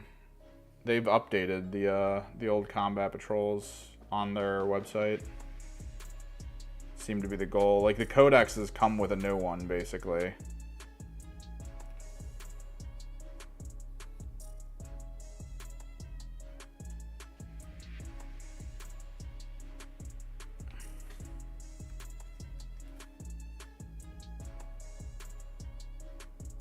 But I'm pretty uninterested in using the Chaos Space Marine one. Uninterested in using the Gene Stealer Cult one.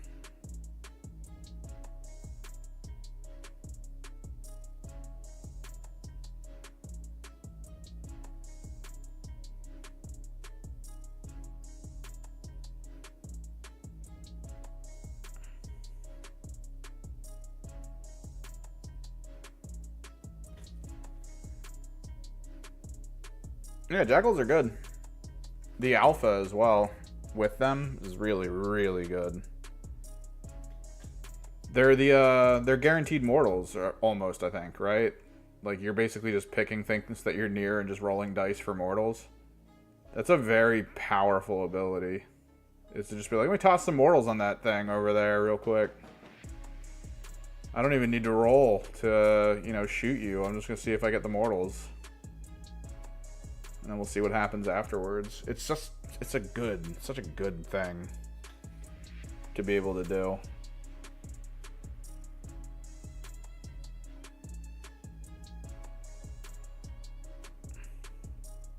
And now they have their own detachment.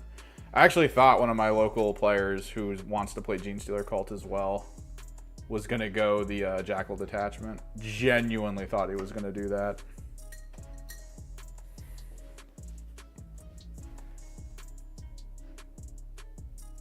No, yes, Kill Team ones were to drive sales. But a lot of people felt like Combat Patrol was going to be like the new thing for the casuals, since Games Workshop seems to have an initiative to try to bring more casual players in, because they need them. They do. They need a system in place like Kill Team, which is basically just small units, so people who want to paint stuff but don't need to paint freaking armies. Like, they don't want that. They don't want that in their life of like, well, this is a project I'm not going to finish for a year. They just want to paint like one squad. It's something they can do. It keeps a lot of that like pressure of needing to do a ton of stuff in a short period of time down.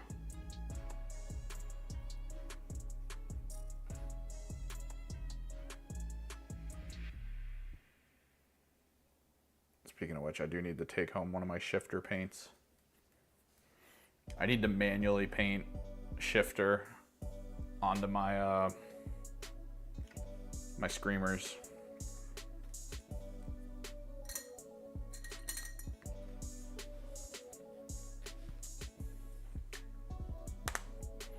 I don't think when I airbrushed the paint on, I don't think it actually went on.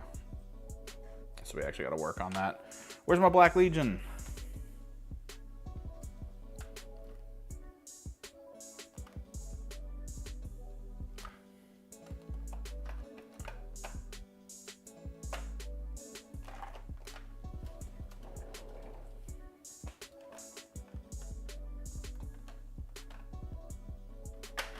I could probably use like a Shyish Purple or a Leviathan Blue to pull this off.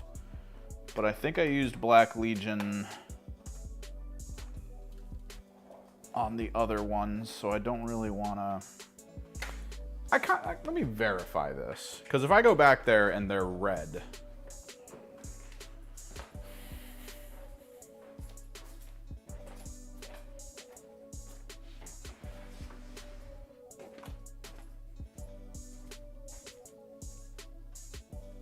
Here they are.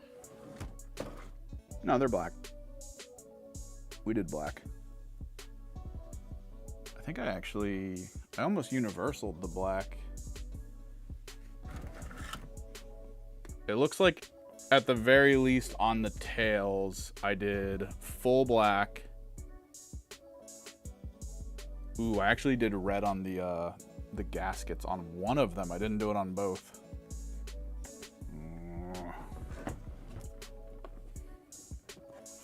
Yeah, definitely black though.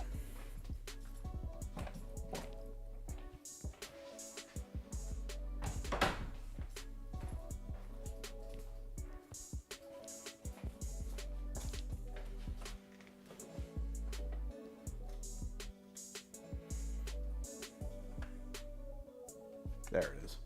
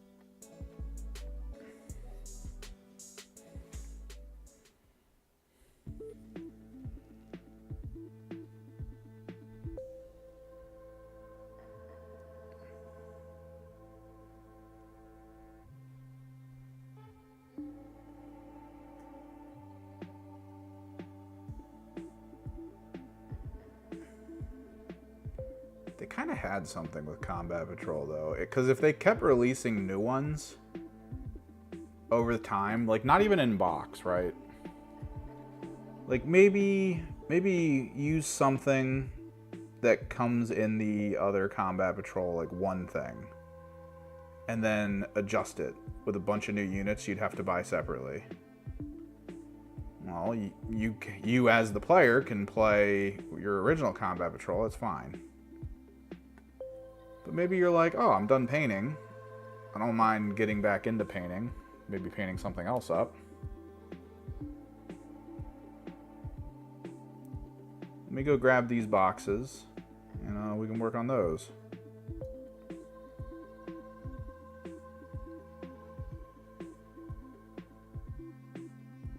Next thing you know, over time, you've got 3,000 points worth of units.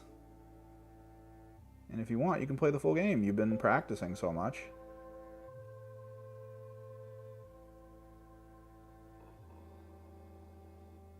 Or you can just stick to combat patrol games.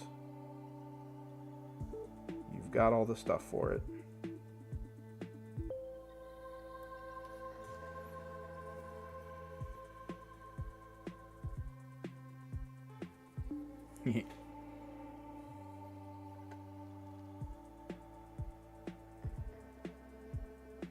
This is a wild time we live in.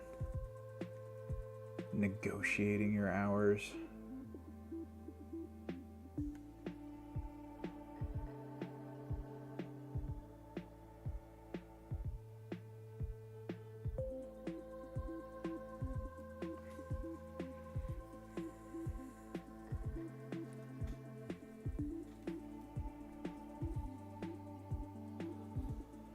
Back in my day,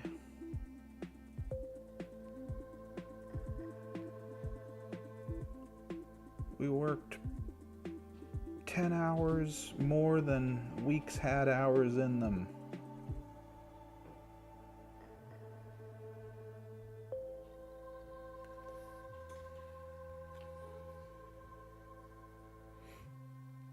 I was actually thinking about this, man. One of the biggest negative impact things that have occurred in society in the last 50 years is actually the cell phone. And I know people will be like, oh yeah, kids just staring at cell phones all the time and social media. Kinda. I think the other bad part of it is your day job. The fact that the average day job now has a way to connect with you, like 24/7. They'll call you at 3 in the morning to tell you to come in because they know you have a cell phone. And if you don't pick up, obviously it's because you're not really, like, your heart's not in work, right? Like, they might as well pass you up for your promotion because you don't answer your cell phone whenever they call you. Like, before it was home phones, and it was, you could guarantee, like, if you told your boss, I'm going to be on vacation this week, I'm not going to be home, I mean, they could leave messages, but as a company, they know you're probably not going to hear that message until you come back from your vacation. And it's like, okay. But now, like, you work for a retail store, and that retail store expects you to answer your cell phone whenever they call. It's like, you do not pay me enough to have this much access to my daily life.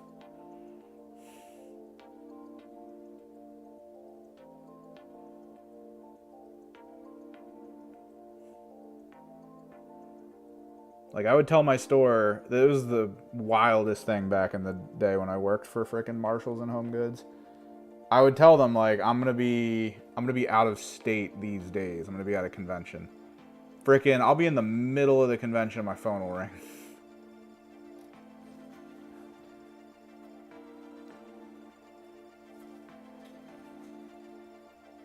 I mean, you can say it, but I feel like there's just that weird connection now of like, oh, everyone has a cell phone, therefore everyone's fully accessible at all times. And by not answering your cell phone because you're not working, which is the way to do it. I mean, that's the absolutely, like, yeah, that's it way.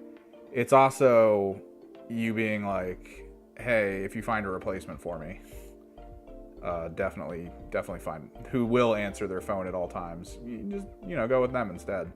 That's usually the way companies view it, and it's like so absurd. It's so freaking absurd.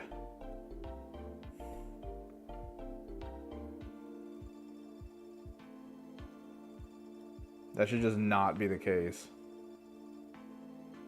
Like, I have a friend who, he took a week off of his job to hang out with us over December.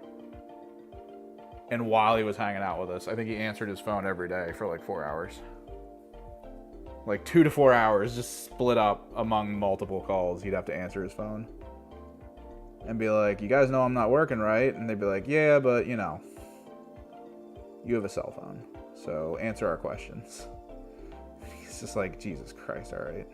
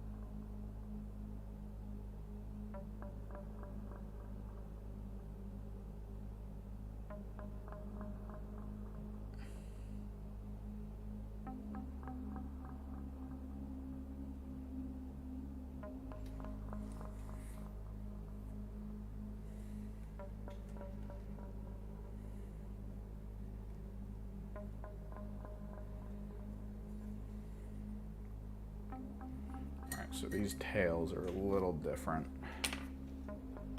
because I actually just do the chaos black the whole way up. I don't actually do the metallics.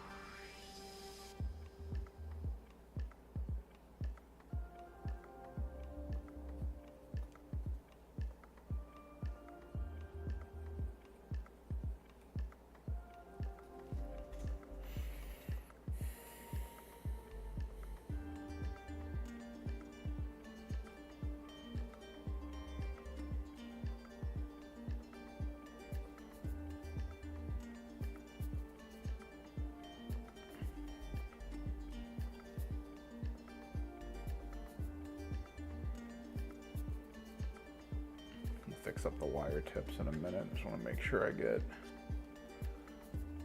as much as possible.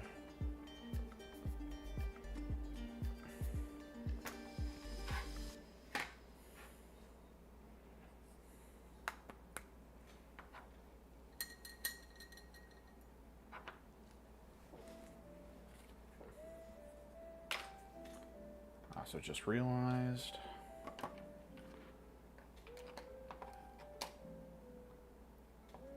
some more Sigvald needed over here. I think the pink horrors actually were kind of cool. I put together the stuff.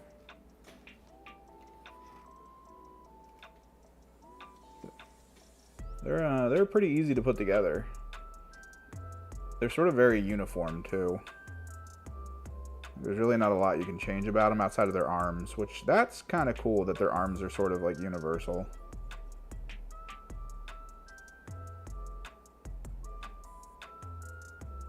And like I said, the plan is in 40k, if I want to use Kairos or a Lord of Change as an ally, I feel like the thing I'm going to want to do is run a pink horror squad with them, if points let me. Because I kind of like Vect now. I kind of want to see if I can build a list of Thousand Suns, like a casual Thousand Suns list that involves Kairos for the Vect.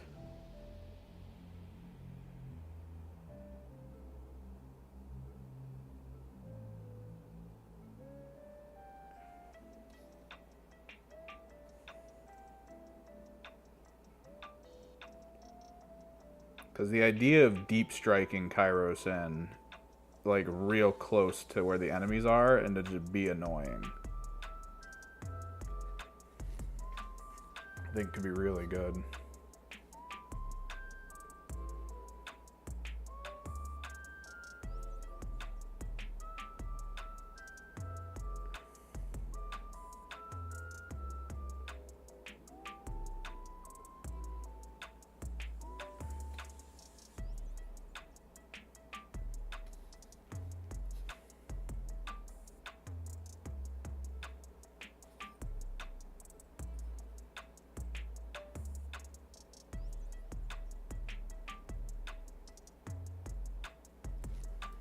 Also, I feel like I should re-math out whether or not I can use a demon army yet.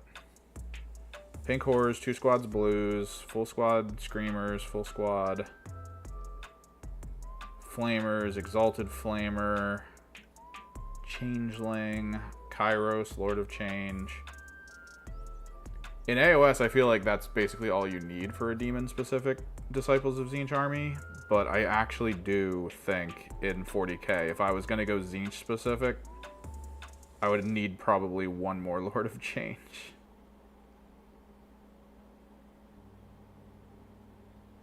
Just to get to the points.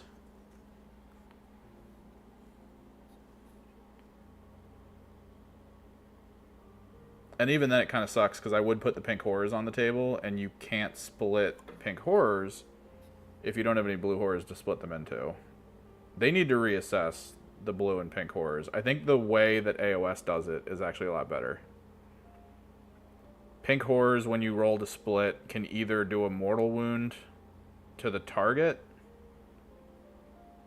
or split into blue horrors. So, like, if you don't have blue horrors on hand, you at least can do something.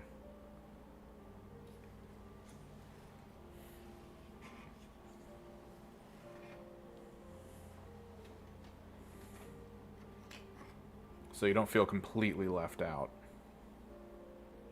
Although I did realize when I bought my pink horrors that they're $45 for a box. It's actually kind of a good deal if you're trying to do demons. Like, it could actually be a really good deal for me to just buy 2 more blue horror boxes. And then just, like, 1 more pink horror box or something. And just run that, right? Just run the pink horrors. Have a bunch of blue horrors sitting on the side for splits. And then actually maybe put some blue horrors into the game as just passive.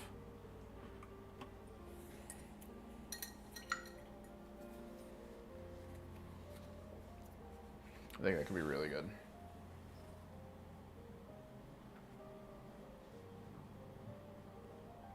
No, they haven't responded to me yet.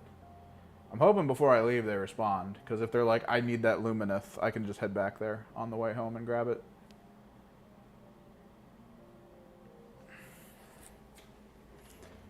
My local store has a kind of a curse to it, from what I can tell. It's,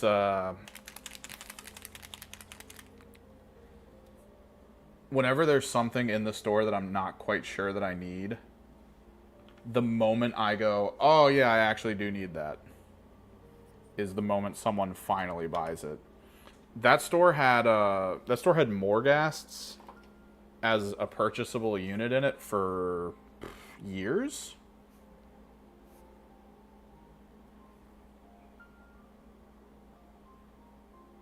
I might actually do something different with this.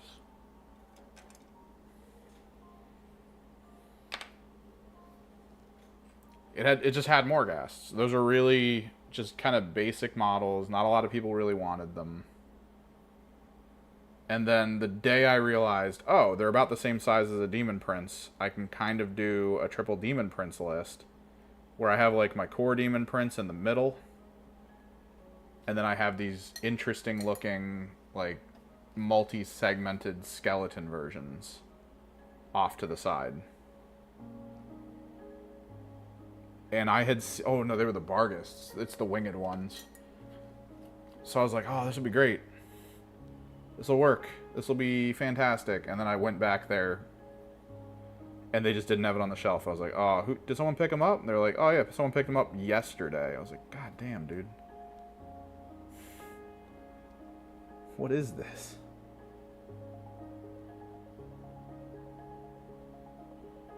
And now those are basically just sold out everywhere.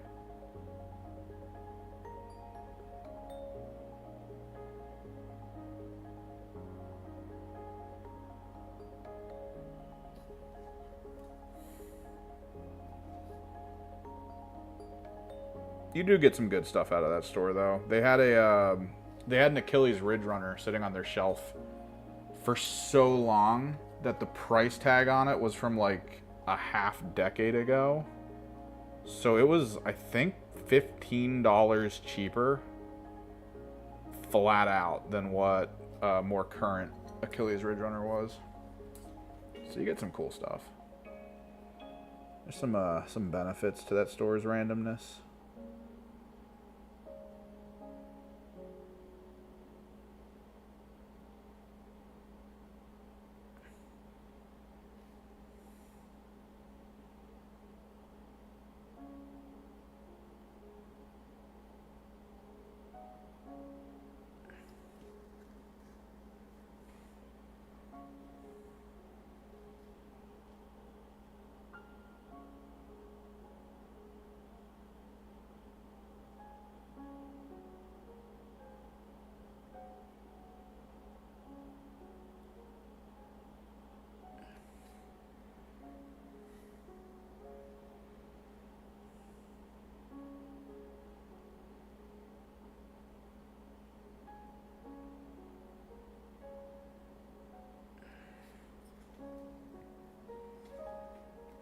Go around, get some correctives done.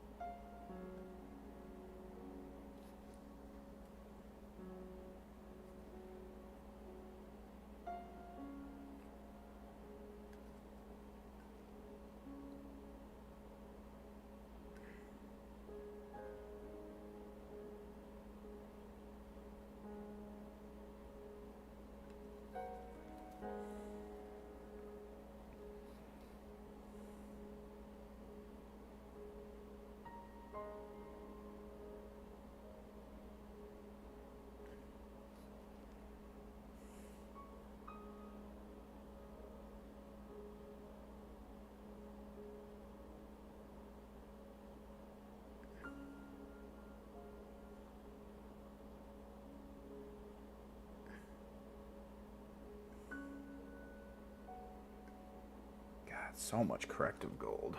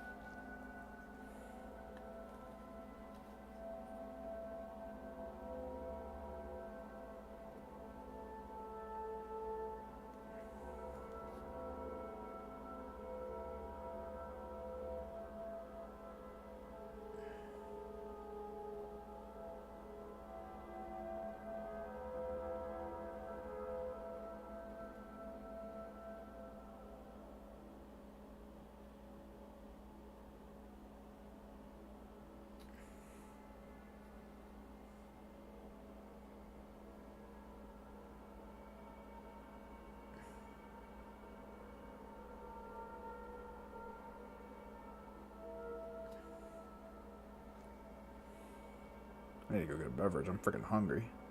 Rather thirsty. Try not to dehydrate while working, chat.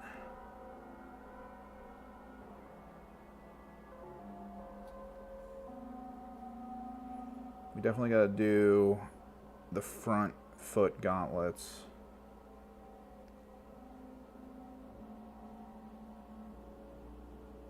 It's kind of important.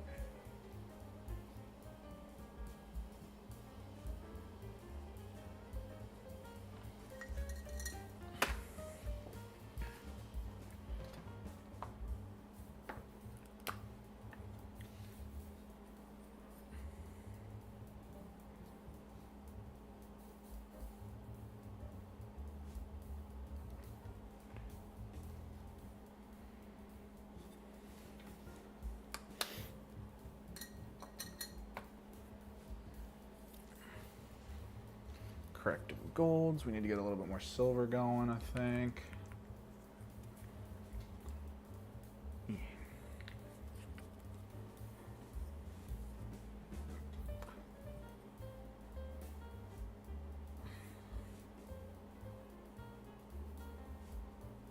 That way we can hit up some corrective gunmetal.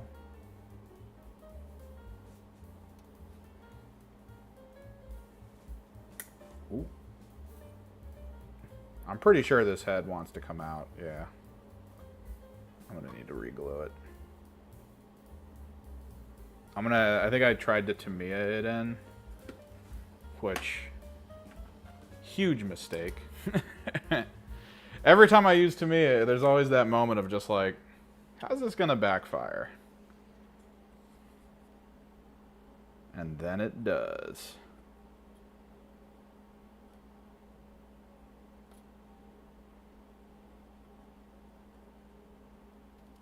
So let me just do a little bit there.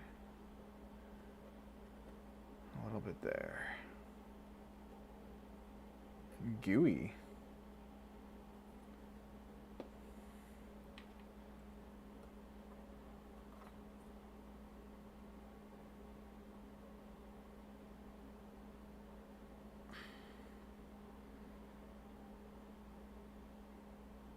Make sure it looks fine.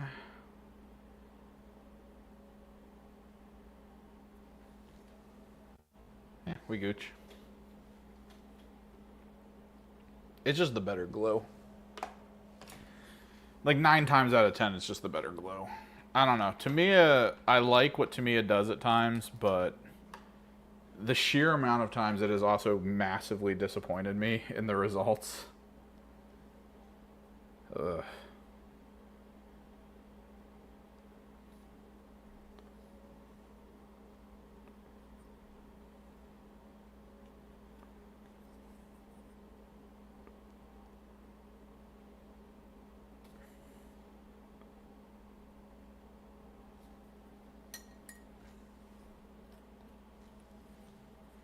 New music.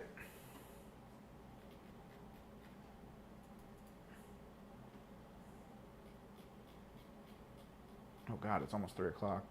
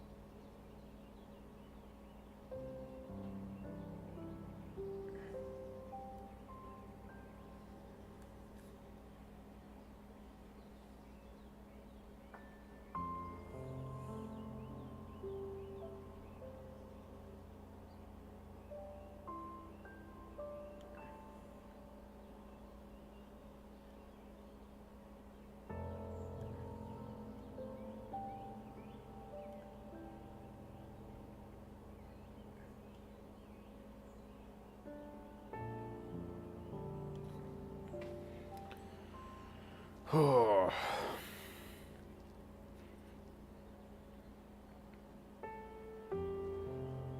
still haven't even highlighted the pink yet.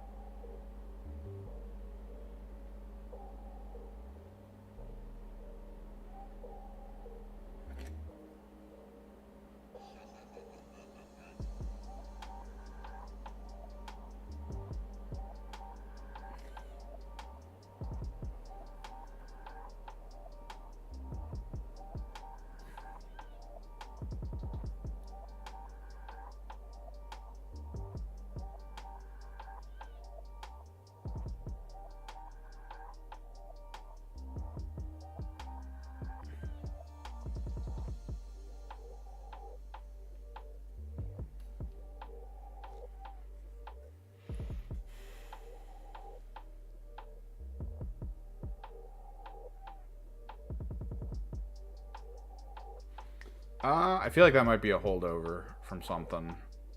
Because the reverse is on the Gene Stealer cults. So the Gene Stealer cult Neophyte box.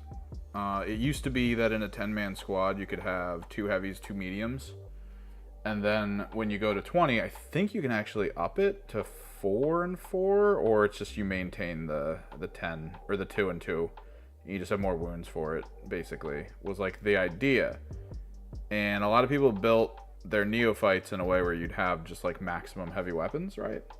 In the recent frickin' book, which is why I have a box of neophytes we need to build at some point, you can only take 1 heavy, 1 medium per 10. Which means a lot of people who had 2 heavies, 2 mediums per 10 can no longer field those units without building extra neophytes. Which, thankfully, depending on how many boxes of trucks you have, you could get your hands on. I, stupidly, already used those units for other things as like fun little stuff on the model. But basically every truck you buy usually gives you, I think, like 3 neophytes.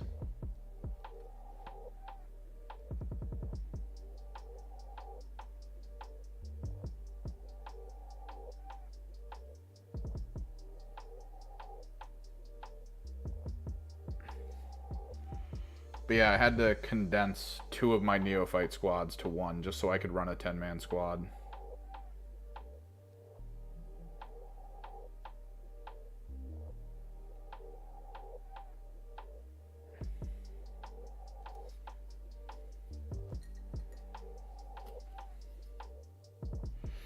So it might have been a holdover that squad could only really take like 1 special or something for a while.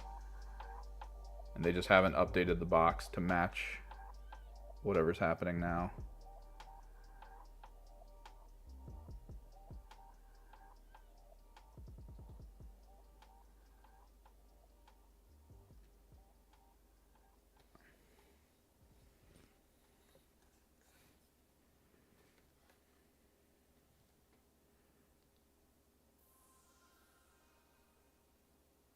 I'm not saying that doesn't suck.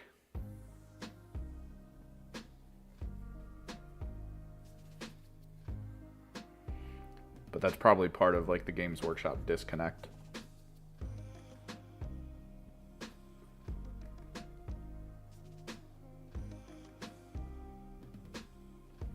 Where the assumption becomes that you've probably been collecting so much that like you just move some units around and you're fine.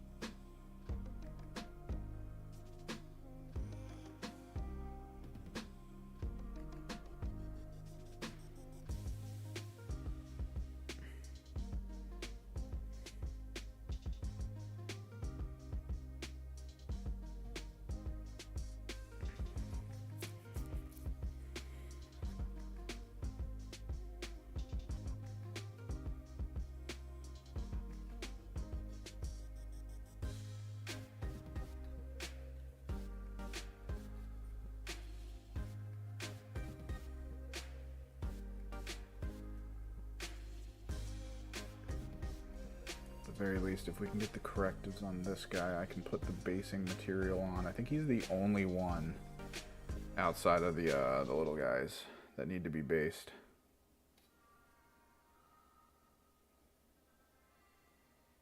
Which would mean he's practically done.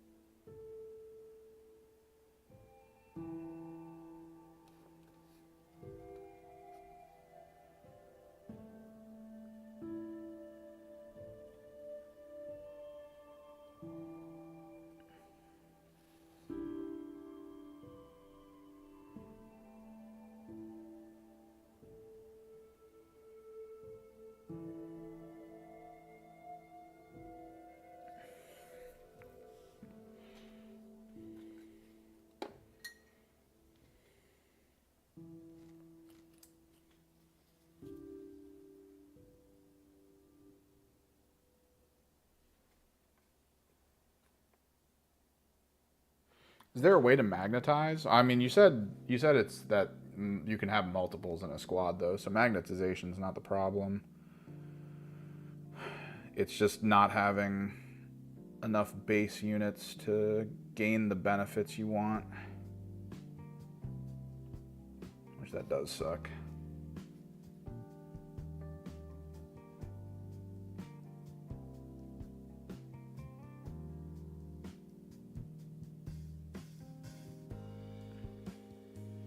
Might come back here tomorrow and try to get the recordings I need done. I've been trying to get them, but like I feel like every time I come over here, I think that I have to finish these projects, and if I don't, we're gonna be like so behind for when certain events start coming up.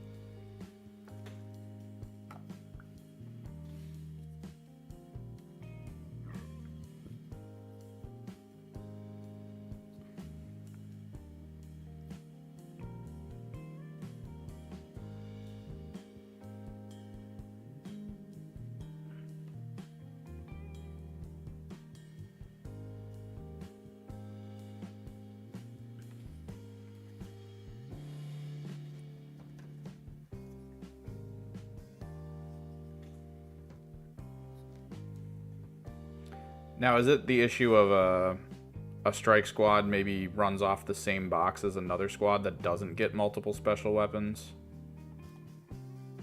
And it's just that they kind of want you to just spam purchase.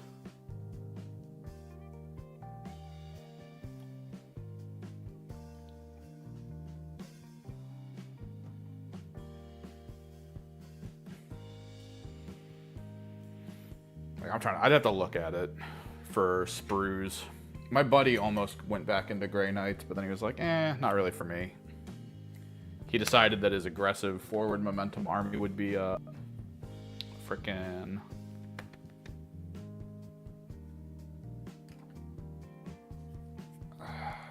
Blood Angels.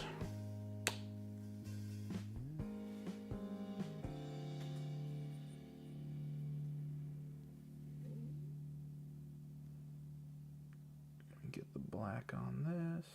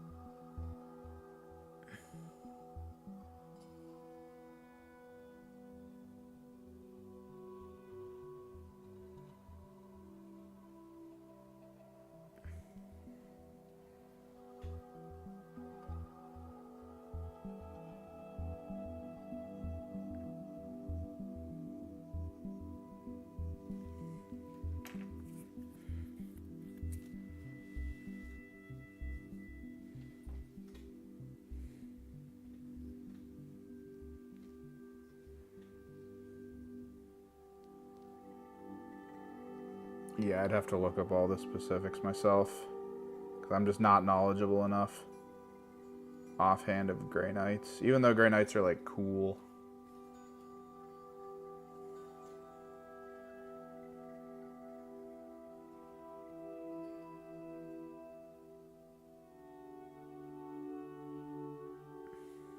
Apparently Grey Knights do fairly well into fast armies too. Like, a lot of the benefits fast armies get are practically negated by Grey Knights. You can just be like, oh, you ran away? Well, I'm still here. Boom. Oh, you ran into me? I'm out of combat. Haha.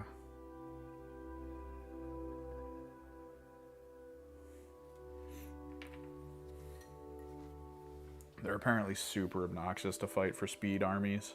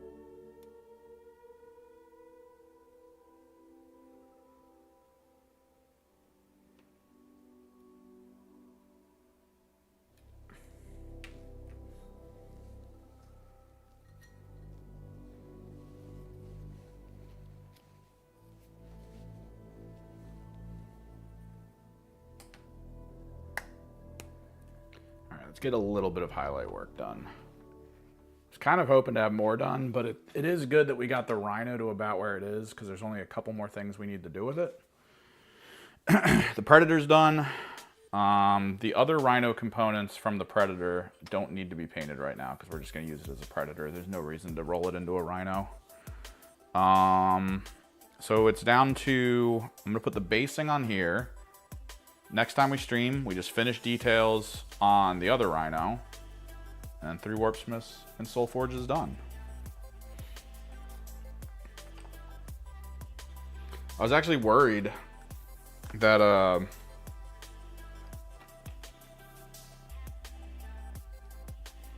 this Forge Fiend was going to take a lot longer than he did.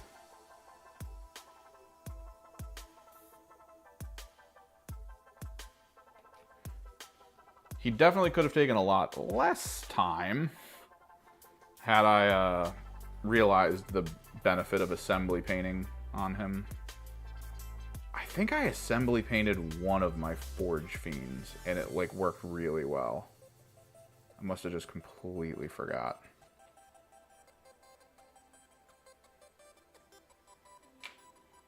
Well, I mean, it's good that that's the case, right? Like, it's good that that exists. If not, then fast armies who are all about that speed, momentum, get in your face and do the thing.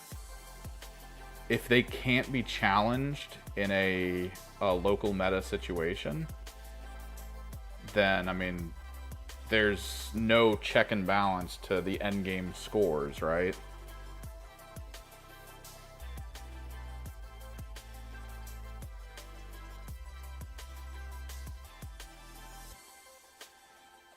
It's kind of like the reason why knights exist. Knights exist as a stat check. So many people run knights, and knights are so durable and obnoxious with high, like, elite level shooting and everything, that if you're not planning your army around at least fighting one knight type of army, you're not going to have a good time in tournament scenes. Because you're always going to run into that guy who's playing the team that's going to counter you. So you have to. Like, it's the check and balance of it. Wait, show what? I forgot what I was talking about.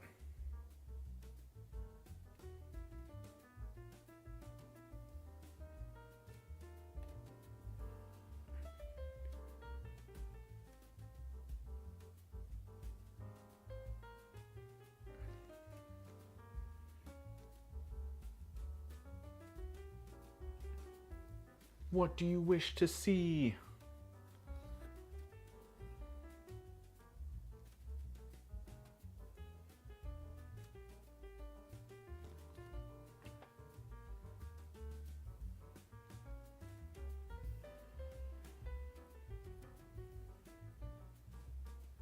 I mean, everyone kind of focuses on going max score. There's only a few teams where the key element in them, and I got to get used to this because I think Soulforged is going to be this way.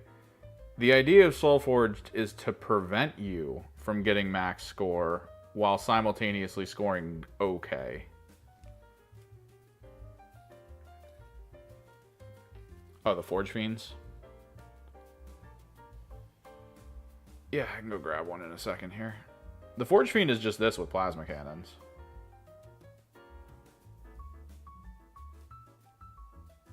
Let me just get this pink highlight set.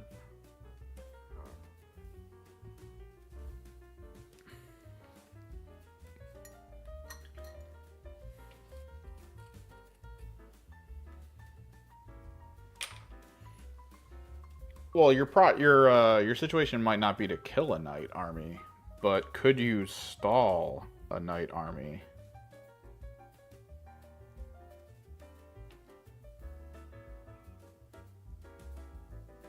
Because that's kind of a concept.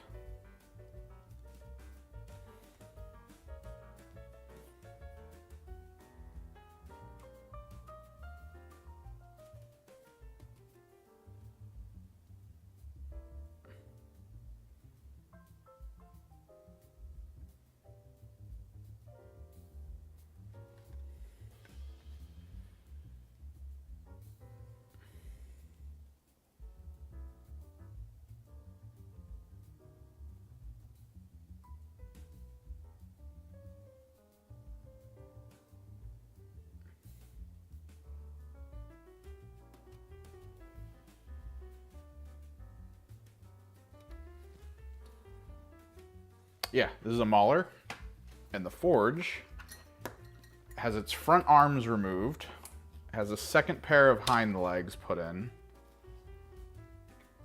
but this one gets, that's the other side, I think.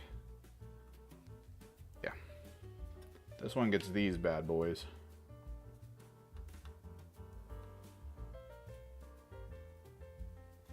The little Melta underarm stuff. Let me zoom in for you.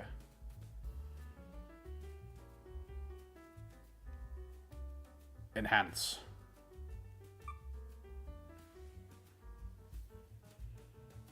So this is a Mauler.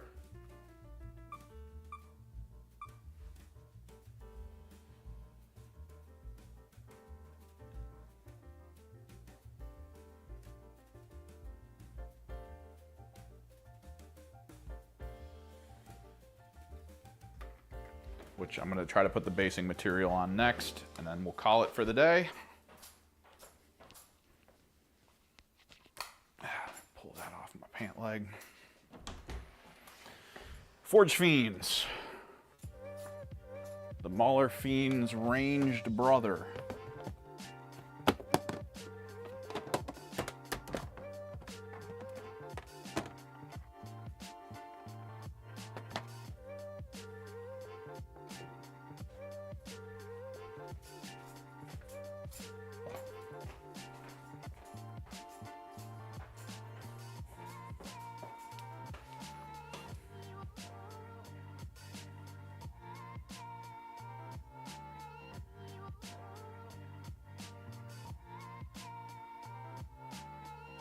I did both of my Forge Fiends as burgundy to purple. So that's why I did him as purple to blue.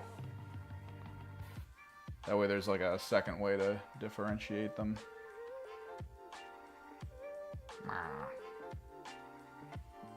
I do like how the Forge Fiends look.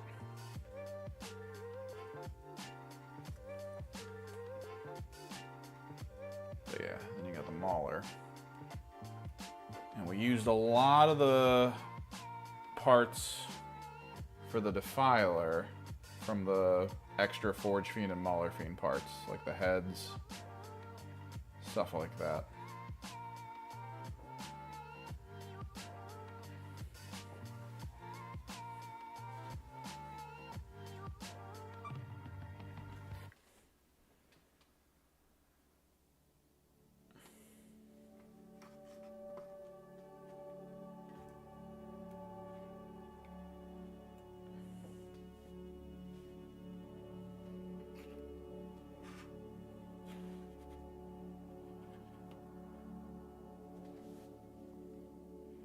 He looks more aggressive.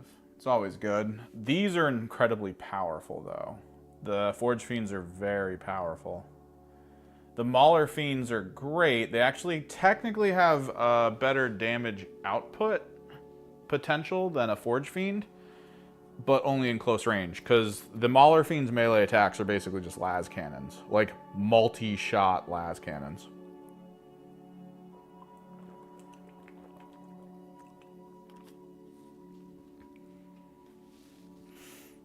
I wish the Lord Discordant was good in this list. Like if he was considered a vehicle or something. Because that would be baller for this list, to have like these things running across the field with a Lord Discordant behind them. Just like keeping up on his random ass Hellstrider. Alright, here we go. Let me grab, we need crackle paste. I need this. We need the pumice gel. Where did I put the pumice gel? Oh, there it is.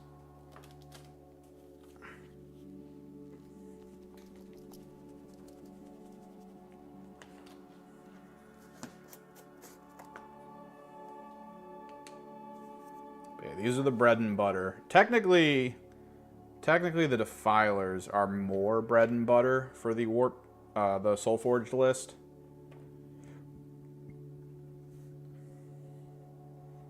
I think because their stats are just better in general. They have way more guns. So for the risk you have to apply to utilizing your abilities from the Soulforged list, it's like better. You're going to lose some mortals potentially, or you're going to lose some wounds to mortals, and then once you've done that, you have so many guns to apply the benefits to that it works. Like, it's just great.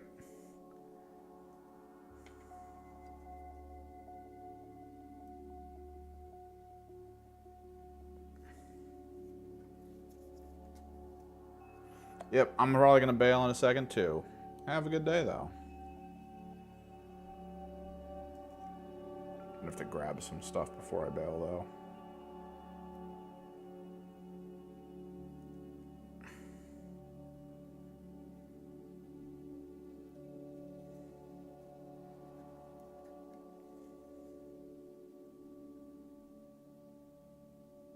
Make sure some of this looks good.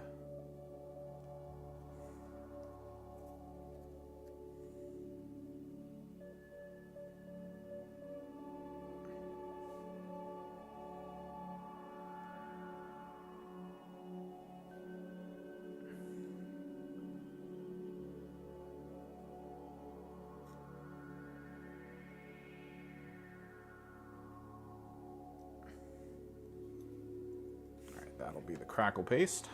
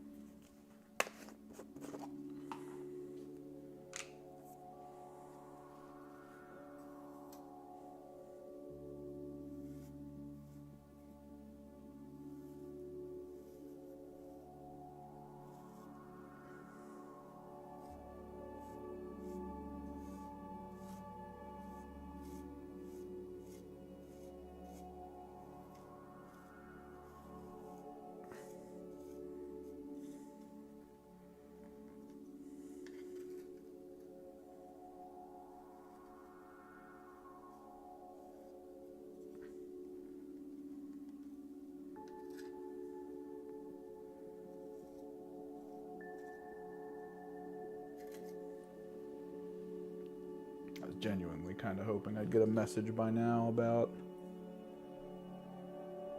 whether or not this person needed the luminous stuff.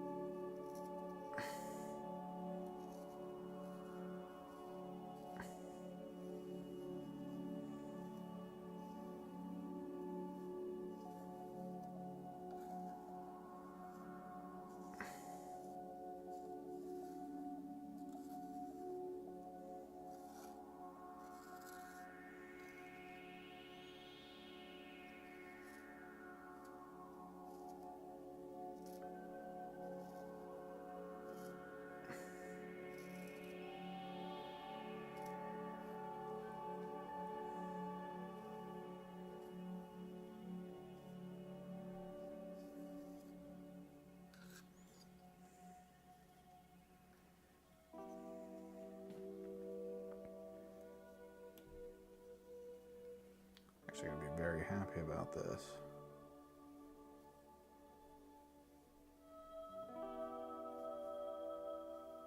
I kind of want to do like army photos since I've got most of my stuff together.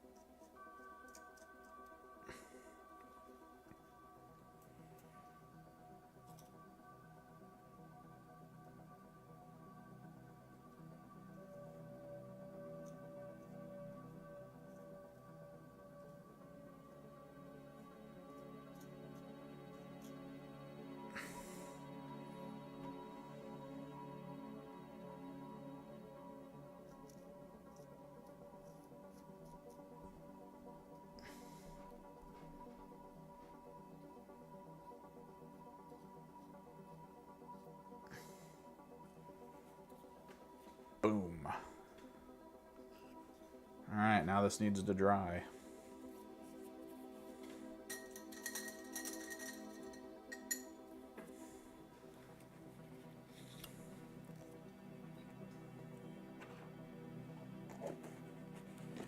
All we have left to base, these guys, and then that's it for Soulforged. Flamers, Fate Skimmer, and then a whole thing of Pink Horrors. But we're going to be lazy man painting those probably at some point, where it's just going to be mostly airbrush, a little bit of brushwork, and that's it. I'm going to take some pictures, but I got to get moving. Thanks for hanging out on a Monday. I got to grab some stuff so I can paint up my my other flamers to actually feel like the rest of my army, because they currently don't. They feel kind of cool, but there's something off about them. I think I know what it is. But yeah, thanks for hanging out. Thanks for chilling. Thanks for talking. Till next time, guys. Later.